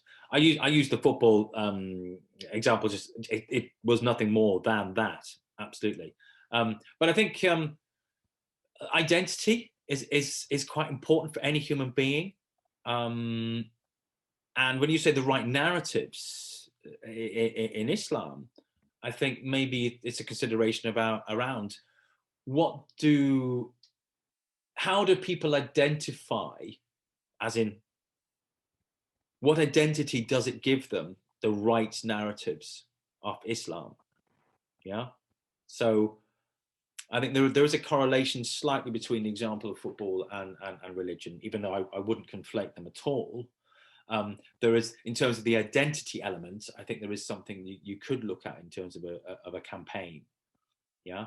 But it's interesting, as you say, yeah, we could go, hey, let's use music as a campaign mechanism, and then find actually that many people can identify as being musicians, but also members of Al-Shabaab. And as you say, people can identify as being footballers. I'm in a football team. I'm also in Al-Shabaab. And you think, okay, then it is a little bit more complex, the identity, how one can form an identity in the Somali context. So that's pretty interesting, Ismail, actually. Yeah. Ahmed, you had the point. Yeah, I had a point. I agree some points with Abdurrahman, and also disagree some points with him. I've been in Mogadishu for last. It was a December. Mogadishu hosted a sport ceremony between Mumbai State and the capital city itself. I've really impressed the way the young people in Mogadishu town interest in football as an identity to them. When they are coming to the shop market, they are, we are going to win. Some of them they discuss. That's the way I think it will help them, give them as an identity as a youth, to disengage them from the violent extremism. Yes, in terms of Islamic narrative or approaching in the mosque, or it's another way, but giving identity to the youth also will help them to disengage with the violent extremism. So for example, the way you draw this power interest matrix, it's very important that when we are finding out who are the key players, key players to them, the sugar and the mom, the example you just brought. In terms of football, what do they want? Football association, football club that they want to belong them. They say this is our team. Although you might find someone in football or in the musician, in the arts, playing a double role. For example, being this group and also being a Al-Shabaab member. But you can see the majority of youth do not have, you can say they're playing double role. So the majority of them, they should have, if they have the chance to define themselves as an identity, or to get an identity group, that will help them to disengage them in the violent extremism, or to have an identity. So that's the suggestion I've seen in the last football ceremony in Mogadishu. So it is really important that we this is a multi-effect issue. So it's really that we not only focus only on one side, we give a variety activities. Yeah. Well, that's interesting, Ahmed and Ismail. Interesting. And Ahmed, you said about having a multi, multi-channeled campaign. There is a problem sometimes in trying to hit too many targets at once, because I would say you're both correct. It just does depend on the audience and the context of the audience. I would say that, I'm just going to admit, Milga, I would say in certain audiences, absolutely, in a more conservative, possibly rural area of Somalia, yeah, there is going to, the power and influence of religious narratives is going to be much stronger than, say, a more metropolitan, city-based audience of youth. And if you compare both of them, you might look and go, okay, I've got 18 to 14-year-olds living out in the rural, the rural areas of Somalia, and I've got 18 to 14-year-old youth living in Mogadishu, born and bred in Mogadishu. Those two audiences could be very, very different. And at that point, you've got to think, should I be running a single campaign to influence both of them? And I'd say no. You should really be, if you've got audiences which, are diverse, you should be looking and saying, actually, let's just focus on that audience. And it could be with a certain audience in Mogadishu, that sport might be relevant. But in another audience, possibly in a rural, more conservative area, it won't be relevant. So this goes back to your audience insight, your analysis is very, very important. Because it will define how your campaign will then run. So that discussion we've just had is extremely relevant to what we're doing now. Understanding your specific audience and not trying to, your audience, if it's too wide and too big, you'll just dilute your messaging in your campaign for everyone. So be very specific, going back to SMART. This is the specific audience, 18 to 14-year-olds. I mean, I've been doing some work in Morocco recently, and we were working down to, down to not street level, but certainly down to district level of a city.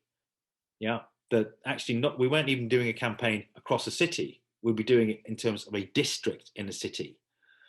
Because they had specific contexts for the audience, which were relevant to that district and not others. So that's how specific you might need to go. And therefore you need to understand your audience down to quite a deep degree. Okay. I'm just getting on chat that Anna, is Anab there? Is Anab still there? Sure. Just seeing if Anab is following. I think she's having some problems with Zoom. Anab, are you there? Oops. Yes, I'm there. I'm following. She's saying she's not there. She cannot see the screen. That's what she said. Okay, Anab, can you see it now? Can you follow now? I'm a bit left out. I don't know. I think I'm on audience and demographic, and I can't see what some of you are saying. That's fine. That's what we're doing.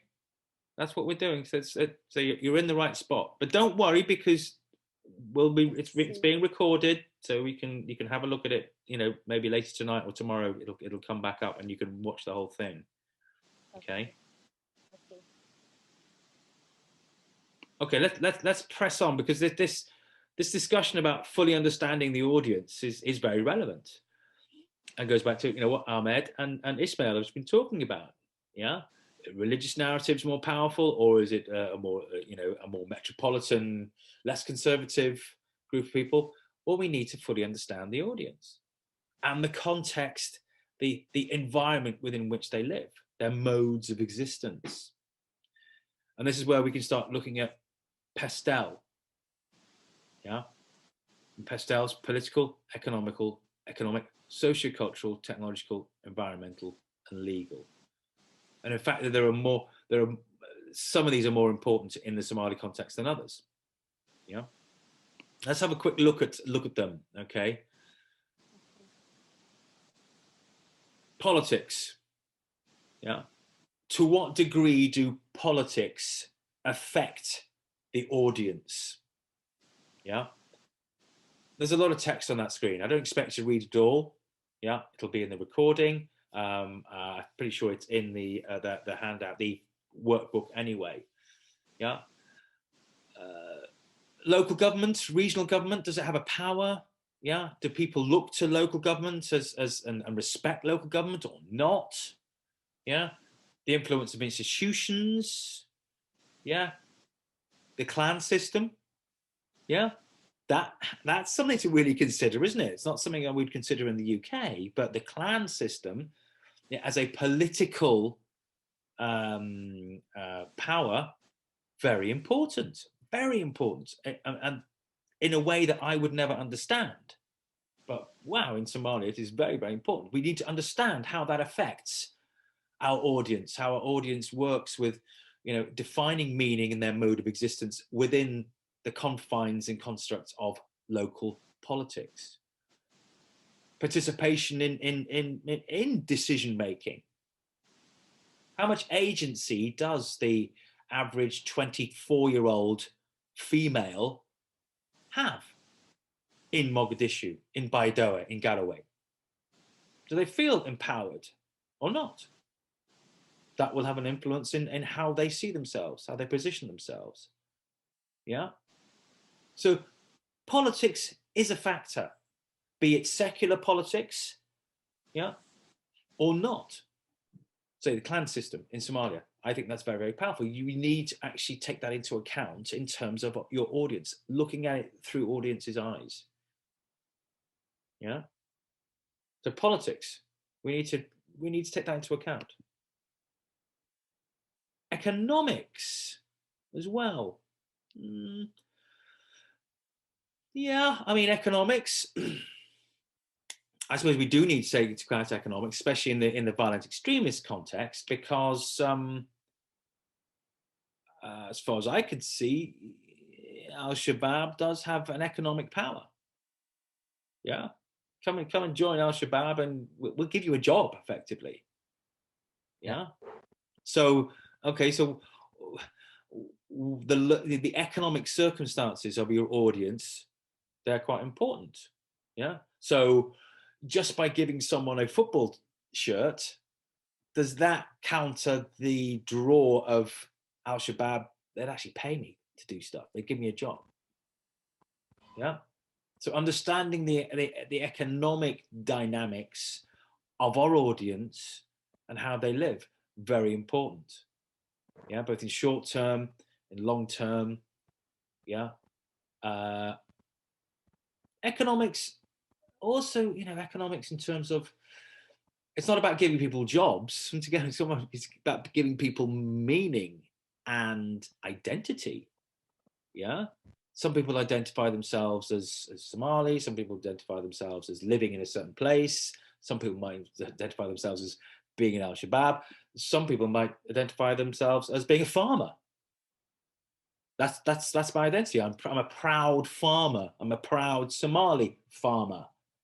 Okay, that's interesting. That's to do with economics. Yeah, farming as an industry. Is that something we need to consider more, if it's to do with farmers or not? I don't know. Yeah, is there industry? What does industry mean? In the cities. Yeah, if there is industry, what effect does that have on the existence of our audience? Yeah, how do we get into the shoes of our audience in the context of economics? The next one is probably in the context of violent extremism, probably the most powerful one, the socio-cultural element. Yeah, This is where we need to really think about the cultural environment, yeah, Somali culture, religious culture, yeah, very important to a level I will never understand, because I'm not Somali. I've not lived in Somalia. I couldn't put myself in that position. Yeah, social trends, attitudes, taboos, yeah, personalities, values, attitudes, lifestyles. Really get into modes of existence here. Yeah, looked employment patterns, job market. Yeah, to do with economics again to a degree. Yeah, competitor adversary actions. Yeah, well, Al-Shabaab. Yeah, how is Al-Shabaab seen as a socio-cultural phenomena? Yeah, is it just a terrorist group, or is it much more than that? And how does that affect how we will communicate and the lives, the modes of existence of our audience? So socio-cultural is very, very powerful. And that's a context which is very, very locally resonant. Yeah. You travel, from Mogadishu to Baidoa. There will be very, very different socio-cultural considerations. Very different. The politics may even be different as well, actually, at local level. Yeah. So that's why when I was talking about Morocco, even campaigning in a certain district, because it has certain markers, which when we look in our pest analysis, we can really understand about this specific district. This, for schools, if we're engaging with the education sector, we say, actually, we're not going to engage with the entire education sector. We're going to, work with schools in this district because they have specific needs or specific audiences. That's the level to which we can operate. Yeah. So sociocultural, powerful. We need to understand it. Walking in the shoes of our audience. Yeah. Technological. What does that mean? I think often actually it means, what technology can we use and should we use with our audience? Yeah. It's an odd thing. Somalia, for years and years, for many years, I've spoken to people about Somalia, about running campaigns in Somalia, and people in the West still fail to understand the power of the mobile phone in Somalia, because Somalia is seen as a relatively poor country. Yeah, these are very expensive here in the UK. Yeah, I'm not saying they're cheap in Somalia, but in Somalia, this technology means a very different thing to the average teenager or the average person in the UK, to which this is a device which, in Somalia, this can be extremely important. This can be a lifeline to many people in Somalia. Here, it isn't so much a lifeline. Even though if I went to a teenager and said, you can't have your mobile phone for a week, they think their lives had ended. It's not the same. So the relationship between technology and the audience is very different, I would say, in Somalia compared to the UK. So we need to take that into account. And also in terms of demographics as well. If you're running a campaign which you're meant to be influencing over 65s, that's going to be using very, very different technology from influencing teenagers. Yeah. I remember I worked in Sudan a few years ago now, about 10 years ago, and worked with an NGO who said, yeah, I can't remember what it was, what the campaign was, but it was meant to be a really big Facebook campaign. Until someone said, how many of our audience actually are on Facebook? And then we realized, well, none of them. But just because everybody in the NGO was on Facebook, all their friends, they were of a certain class, all their friends were on Facebook, they assumed, yeah, let's run a Facebook campaign. None of their audience were on Facebook. None of their audience really engaged with social media at that time because it was too expensive to do so. It's a lot cheaper now. So technology, yeah, thinking how that works specifically. Yeah, and I think Somalia is a fascinating case, actually, of looking at technology and how it influences societies. The next one, environmental and legal. I don't think it really matters in the environmental thing anyway, in terms of violent extremism. In the West, I think environmentalism as a thing has become much more potent. Legal, yeah, well, legal. There's a legal system in Somalia. There is rule of law. How does that affect our audience? Yeah. Are they law abiding? Do they understand laws? Do they have an impact? Do they feel agency in changing laws at a local or even regional or national level? Yeah. So legal can, to a degree, have an element, but certainly, I'd say politics, sociocultural, and technology, I think, are factors that you need to account for when trying to understand your audience. Yeah. So these are sort of things you need to, once again, it's getting into the shoes, walking a mile in the shoes of your audience. Yeah. If you're trying to get an 18 to 14-year-old to do something, you need to walk in their shoes for a mile. This is what it's about. All those factors and influences upon them. Okay.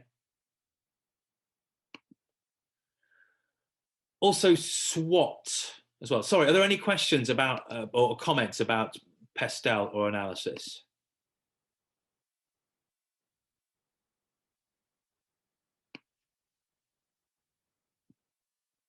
Okay. Yeah. Yeah, sorry, yeah. Yeah. Okay. I don't have much to say, but there's something that came into my mind. Mm-hmm. Because we are already running another project. We are supporting the prisons. We are running a prisons project, and we partnered and Fin Church Aid, FCA. And our main focus right now is southwest state of Somalia. Mm-hmm. And the southwest state of Somalia is totally different from the rest of Somalia, mm-hmm. because that is one community that is very, very vulnerable to religious issues. And whenever a certain sect or a new thing comes, and they, for example, are been told that God says this and that, they are the easiest people to follow. They are very vulnerable. They have undergone a lot of problems when it comes to different sects throughout from 1991, since the collapse of Siad Barre's regime. And one other issue that these guys capitalize on is that in the southwest there are some communities that are regarded as caste families. The Somali Bantus, for example. Okay, yeah. The Somali Bantus, they are undermined. They are undermined. They are not regarded as equal to other Somalis, and because of that, these violent extremists now capitalize on that issue, and they recruit them by using that kind of ideology. That's one problem also they have. One other thing that came into my mind when you were talking about the economy part of the Pistel was that, as I said, we are running a prisons project, and we were doing an assessment, and for the prisoners, the high-risk prisoners in the prisons, we were supporting, we were rehabilitating them. We've been doing assessments, and we came to find out that Many of them are still in the payroll of Al-Shabaab. Still, they are in the prison and they are still taking their salaries. And we had to strategize on that also. And we said that since we are rehabilitating these guys, and we came to confirm that they are still in their payroll, the money is not directly coming to them. It is going into the mobile phones of their wives or mothers or whatever, their families. So there comes now another problem in technology in Somalia. This electronic money. This electronic money has also brought a lot of problems. And in our strategy, we said that we should come up with a vocational training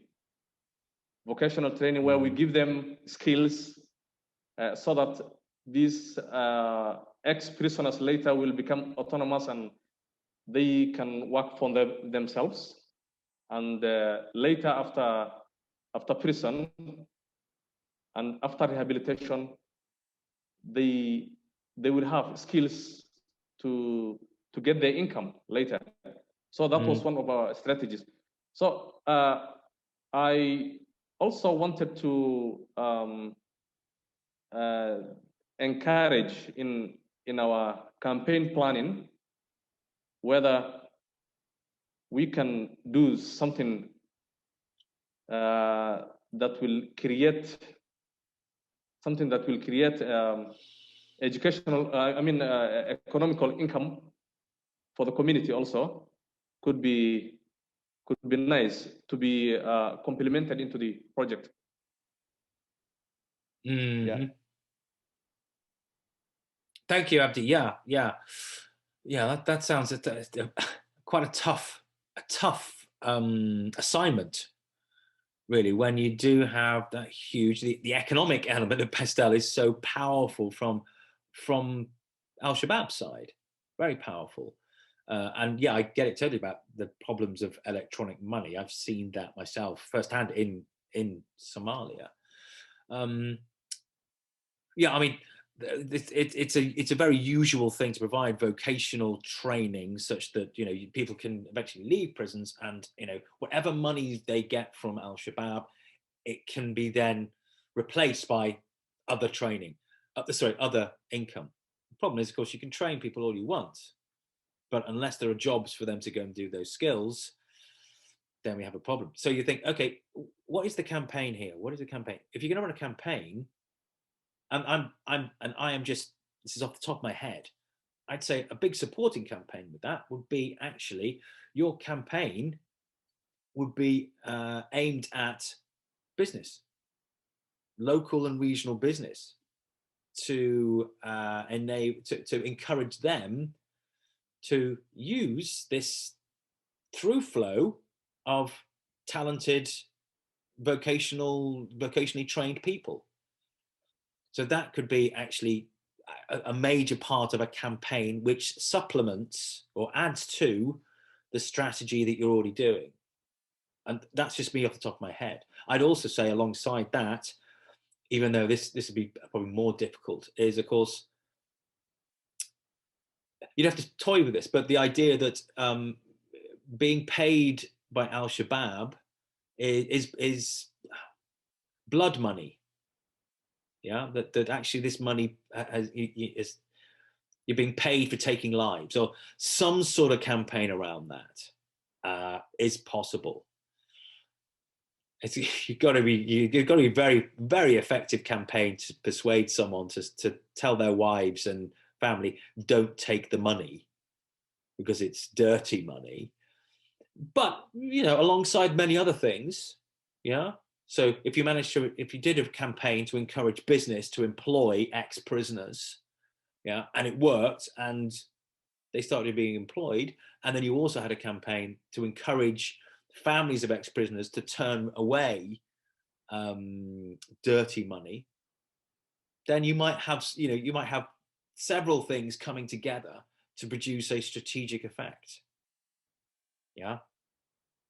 So, I'm starting to think of how communication campaigns could work with a physical strategy of training prisoners in vocational skills. Does that kind of help the way does that illustrate the way I would come at it from a campaigner point of view or a communicator's point of view? Yeah, I think, yeah. That's a good idea. Yeah, we should consider that also. Yeah, I mean, I think I put it into part of our campaigns. Yeah, the only reason I've come up with that is I've done something similar recently around training young people, who are coming out of prison.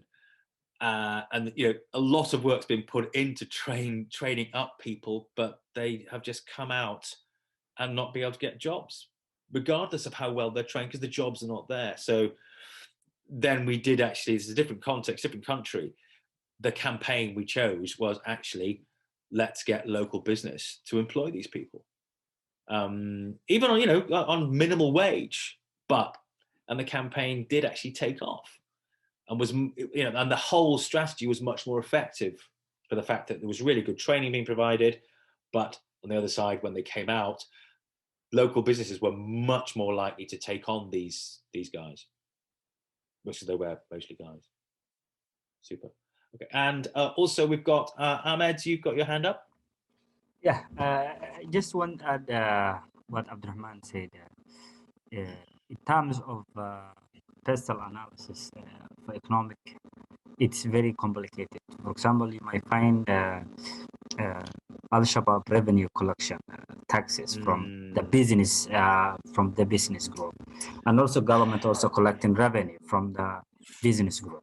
Yeah. And when you compare the revenue that Al-Shabaab is getting from the business group to the government, much bigger than Al-Shabaab is much bigger than what government is collecting from the business group. So that's again is a challenge to the campaign, and it needs a holistic approach to both the government and the organizations that to create a jobs and business which can function without proper security. That without proper security, business when you ask them why are you paying taxes, because that's the survival they can. So, and in terms of prison that Abdurrahman mentioned, prison is intended to be very problematic to this issue. For example, when government captures youth under the age of 18 years old, and they put in the similar cell of those who are violent extremism, those who are big group, then instead of rehabilitation, they will become more, ideologically extremist in the prisons. Now in Puntland side, we have been working to develop a juvenile justice system, to separate children from old people, so they cannot be, be influenced by those gangs and criminals. So instead of rehabilitation, when the prisoners come out, they come out when they have much, energetic and extremist group. So that is again the challenge which prisoners face. I know that this is extremely complex and challenging work that you are all doing. Absolutely. And I am not, I'm not for 1 minute coming in and saying, right, listen to Jem and do this little course that we're going to do and it'll all be magic and it'll all be fixed. I'm definitely not. All I'm here for is to help you build a framework which, might in some even small ways contribute to the possibility of you achieving greater things than you have already. And the example you just mentioned there, Ahmed, about it's difficult with businesses, Al-Shabaab taking tax from businesses and then government taking tax from businesses. So, you know, in my mind, I'd be thinking, okay, so if I'm gonna run a campaign based upon, you know, prisoner vocational training, and I want local businesses to employ some of these guys with their skills when they come out of prison, and I say, how can I incentivize them to do that? Well, on one hand, is to, you know, show them the skills that these young people have as they come out of prison, how useful they could really be. But also think, how else do I incentivize them? Well, I can't make Al-Shabaab stop taxing. You know, I can't make Al-Shabaab stop taxing businesses. But could I get government to maybe reconsider taxing of businesses if those businesses take on prisoners? Which is not, you know, that's not rocket science. But is it part of a campaign that I need to consider that if I am to encourage businesses to employ ex-prisoners, how can I incentivize businesses? How can I persuade them? Well, could I persuade them if I could get the government to maybe reduce taxes for those businesses specifically who employ prisoners? I don't know, maybe not. But that's the thinking, you know, a campaigner should be thinking about. How do I incentivize? How do I get a change? Remember, this is about, it's about human beings, bosses of businesses, changing things. Today, they don't employ prisoners. Yeah. Tomorrow, I want them to. How can I do that? Well, one part is maybe to incentivize them by talking to government and saying, would you consider reducing rates to businesses who employ these prisoners? I don't know. It's not rocket science. That idea isn't rocket science. But how do we then go about making that happen? Yeah. This is why I kind of enjoy the campaign thing. It's like a game of chess, really. Abdi. Absolutely. Yeah, it's like that. Yeah. And yeah. Okay. And yeah. Yeah. So, on that point, in the project we are running, we've divided into 4 outputs. For example, we have rehabilitation, we have reintegration, we have to improve the prison environment, and then sustainability. So the point I want to stress on is the reintegration part of it, because what you've just talked about is doing an outreach program. Yeah. An outreach program where the ex-prisoners should be employed, right? Yeah. Should be employed. So we've been doing that. And through many assessments we've done, we've also found out that if, for example, a person was once a felon, many of the businesses or business owners fear them. They don't allow them to work in their businesses, but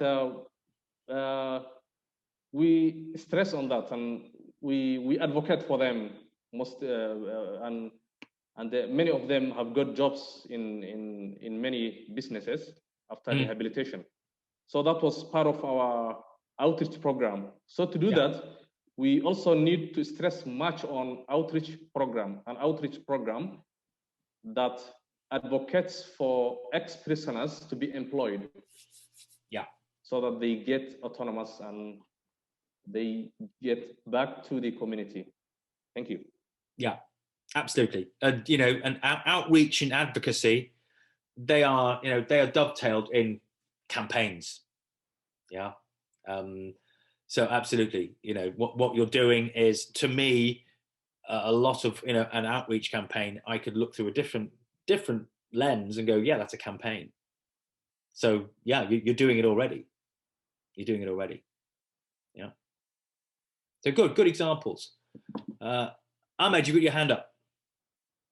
This is not a question. I was just kind of want to tell you in the time of the prayer here in Somalia. So can you give us like 10 to 5 minutes to pray. Well, I'll tell you what I can do is we can. What time do you need to go? No, exactly now is we are past time of prayer, but still we can pray. Yeah. I'm very okay. Tell you what I'm going to do. I'm going to wrap up now because we can come back to some of this tomorrow. Yeah. Okay. Because SWOT I'm not going to concentrate on. What I'm going to do though is because we've covered most of the stuff actually. We've covered most of the stuff. So I'm going to let you go very shortly. We've pretty much gone through Oasis now, the top bit, the objectives and the audience insights. Okay, we've gone through that. Now I'm going to hand over to you to do some work. Okay, so yeah, by all means go to prayer, but after that, I want you to do some work for tomorrow.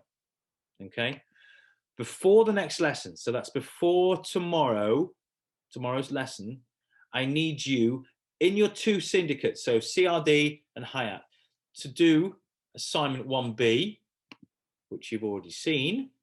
Yeah, so assignment 1B is, I'll just bring it up on the screen so you can see it, and don't worry, then I'll let you go. Assignment 1B is, come on, open up, is this. Yeah, remember that from the objectives? However, there is more to assignment 1B now, yeah, because there's an analysis checklist where I want you to think about, okay, if I identified my audience, what sort of, can I answer as many of these questions as possible about them? Yeah. You don't have to answer all of them. Have a go at Power Interest Matrix. So basically what I'm asking you to do is to make sure that you've done a reasonable degree of analysis, yeah, on your audience. Okay. Okay. Also, what I will want you to do is do a little bit of reading as well. I'm just going to come out of that. And I want you to do reading as defined on the LMS. Okay, I was going to show you on the LMS. Don't worry, then I will let you go to prayer. Reading 2A, yeah, which is the app workbook. Yeah, I want you to read campaign planning strategy and the key factors, models, minds, messengers, and messages. Okay. They are on the app workbook. Okay, so please read through the app workbook through to there as well. Okay. Has anybody got any questions at this point before I let you go? Ahmed, you've got your hand up. Are we going to do the assignment A1? No, don't worry about 1A now. No, because actually when you do 1B, it's 1A, but actually in much more detail. So just do assignment 1B and do the reading. For me, okay. I already submitted 1A. Ah, did you? 1A, I submitted. Well, that's fine. Yeah. As you've seen, 1A was just a very gentle question about objectives. 1B is getting serious about objectives. So the very fact you've done 1A is great. It means you'll be that little bit more forward. I will have a look at your 1A, but I'll just have a look at it.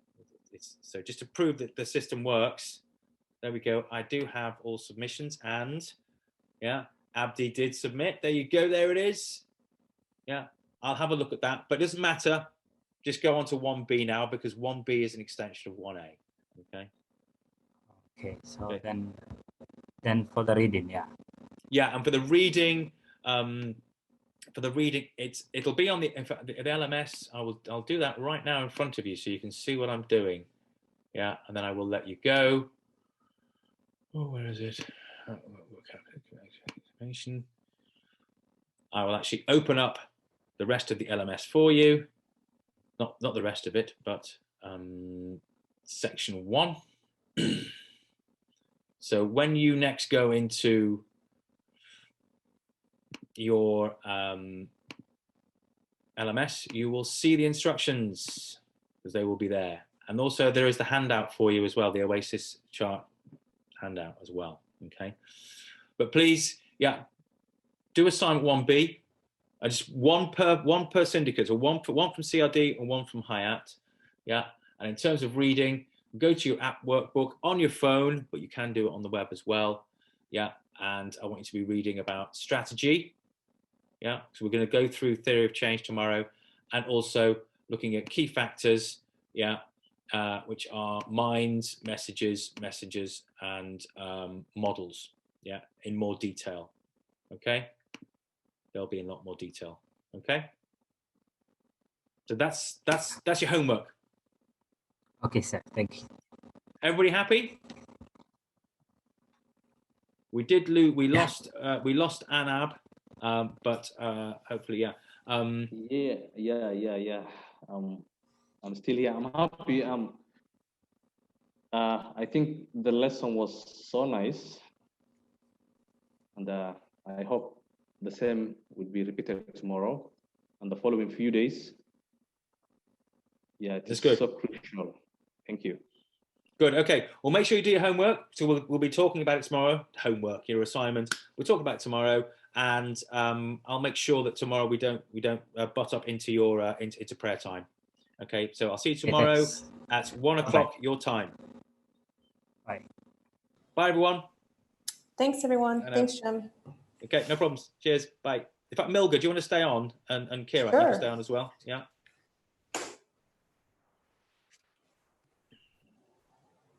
Oh, Anab's just come back.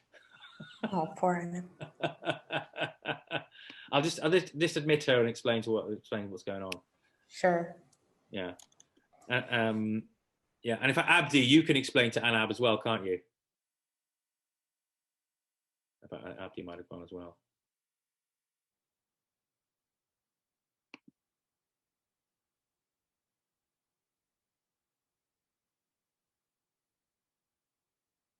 Okay, I think Abdi's gone as well. I'll remove him anyway. And is joining. Yeah, but the question for you, Milga and Kira, Sure. Prayer time. What time is prayer time? It's about 3:20 or so, but I could double check. It's different for between Kenya and Nairobi. Right. Okay. 3:20. Yeah. Okay. Because we could bring it forward half an hour. That wouldn't be a problem for me. Yes, or I could just 3:30. 3:30. Okay. Let's just leave it as it is. I will burn through it as quickly as possible and get them done by 3:30. Yeah, if we start any earlier than that, then we're at the midday prayer time. So we it'll be the same. So okay, that works. Well, okay, we'll stick to the normal start time, but I'll make sure I'll try and finish by 25 past the hour. That's fine. And Anab, you're back with us, yeah? Hello, Anab. Yes, I'm back. I had some poor connections. Oh, okay. Don't worry about that. Don't worry about that. What I will do is I will hopefully get the video up, so you can watch the video, but it might not be up till tonight. But I'll get the video up. But go on the learn. Are you on the learning management system? I think you are, aren't you? You're actually on the. Okay. Yes, I'm on the learning management. If you speak to Abdi, there is another assignment to do, which is to do with objectives and analysis, and a little bit more reading to do on the workbook on your phone, the app workbook, which I believe you've got as well. Okay. So speak to Abdi, work through the assignments, do that little bit of reading, and I will see you tomorrow at normal time, 1 o'clock your time. Okay. Okay, thank you. Great. Okay. Bye, Anab. See you tomorrow. Bye. See you. And yeah, so Milga and Kira, you cool? Happy with that? Yeah, it went really well, actually. They were really engaged, and I'm happy to see that they were really engaged. Yeah, absolutely. Yeah. Okay. And you've got when you guys go on the LMS, I think you can see pretty much all that's on there as well, all the stuff that's hidden as well. I'm still working on session 3 and 4, so don't worry, that's still old stuff. But yeah, you can see the whole thing. Cool. Awesome. I'll poke around a little bit more this evening. Super. Okay, and I'll put the video up as soon as I get this available. But it will be a few hours. It takes a bit of editing and stuff. Yeah, makes sense. Yeah. Thanks a lot, Jem. Okay, no problems. I'll see you tomorrow. Speak tomorrow. Bye. Bye.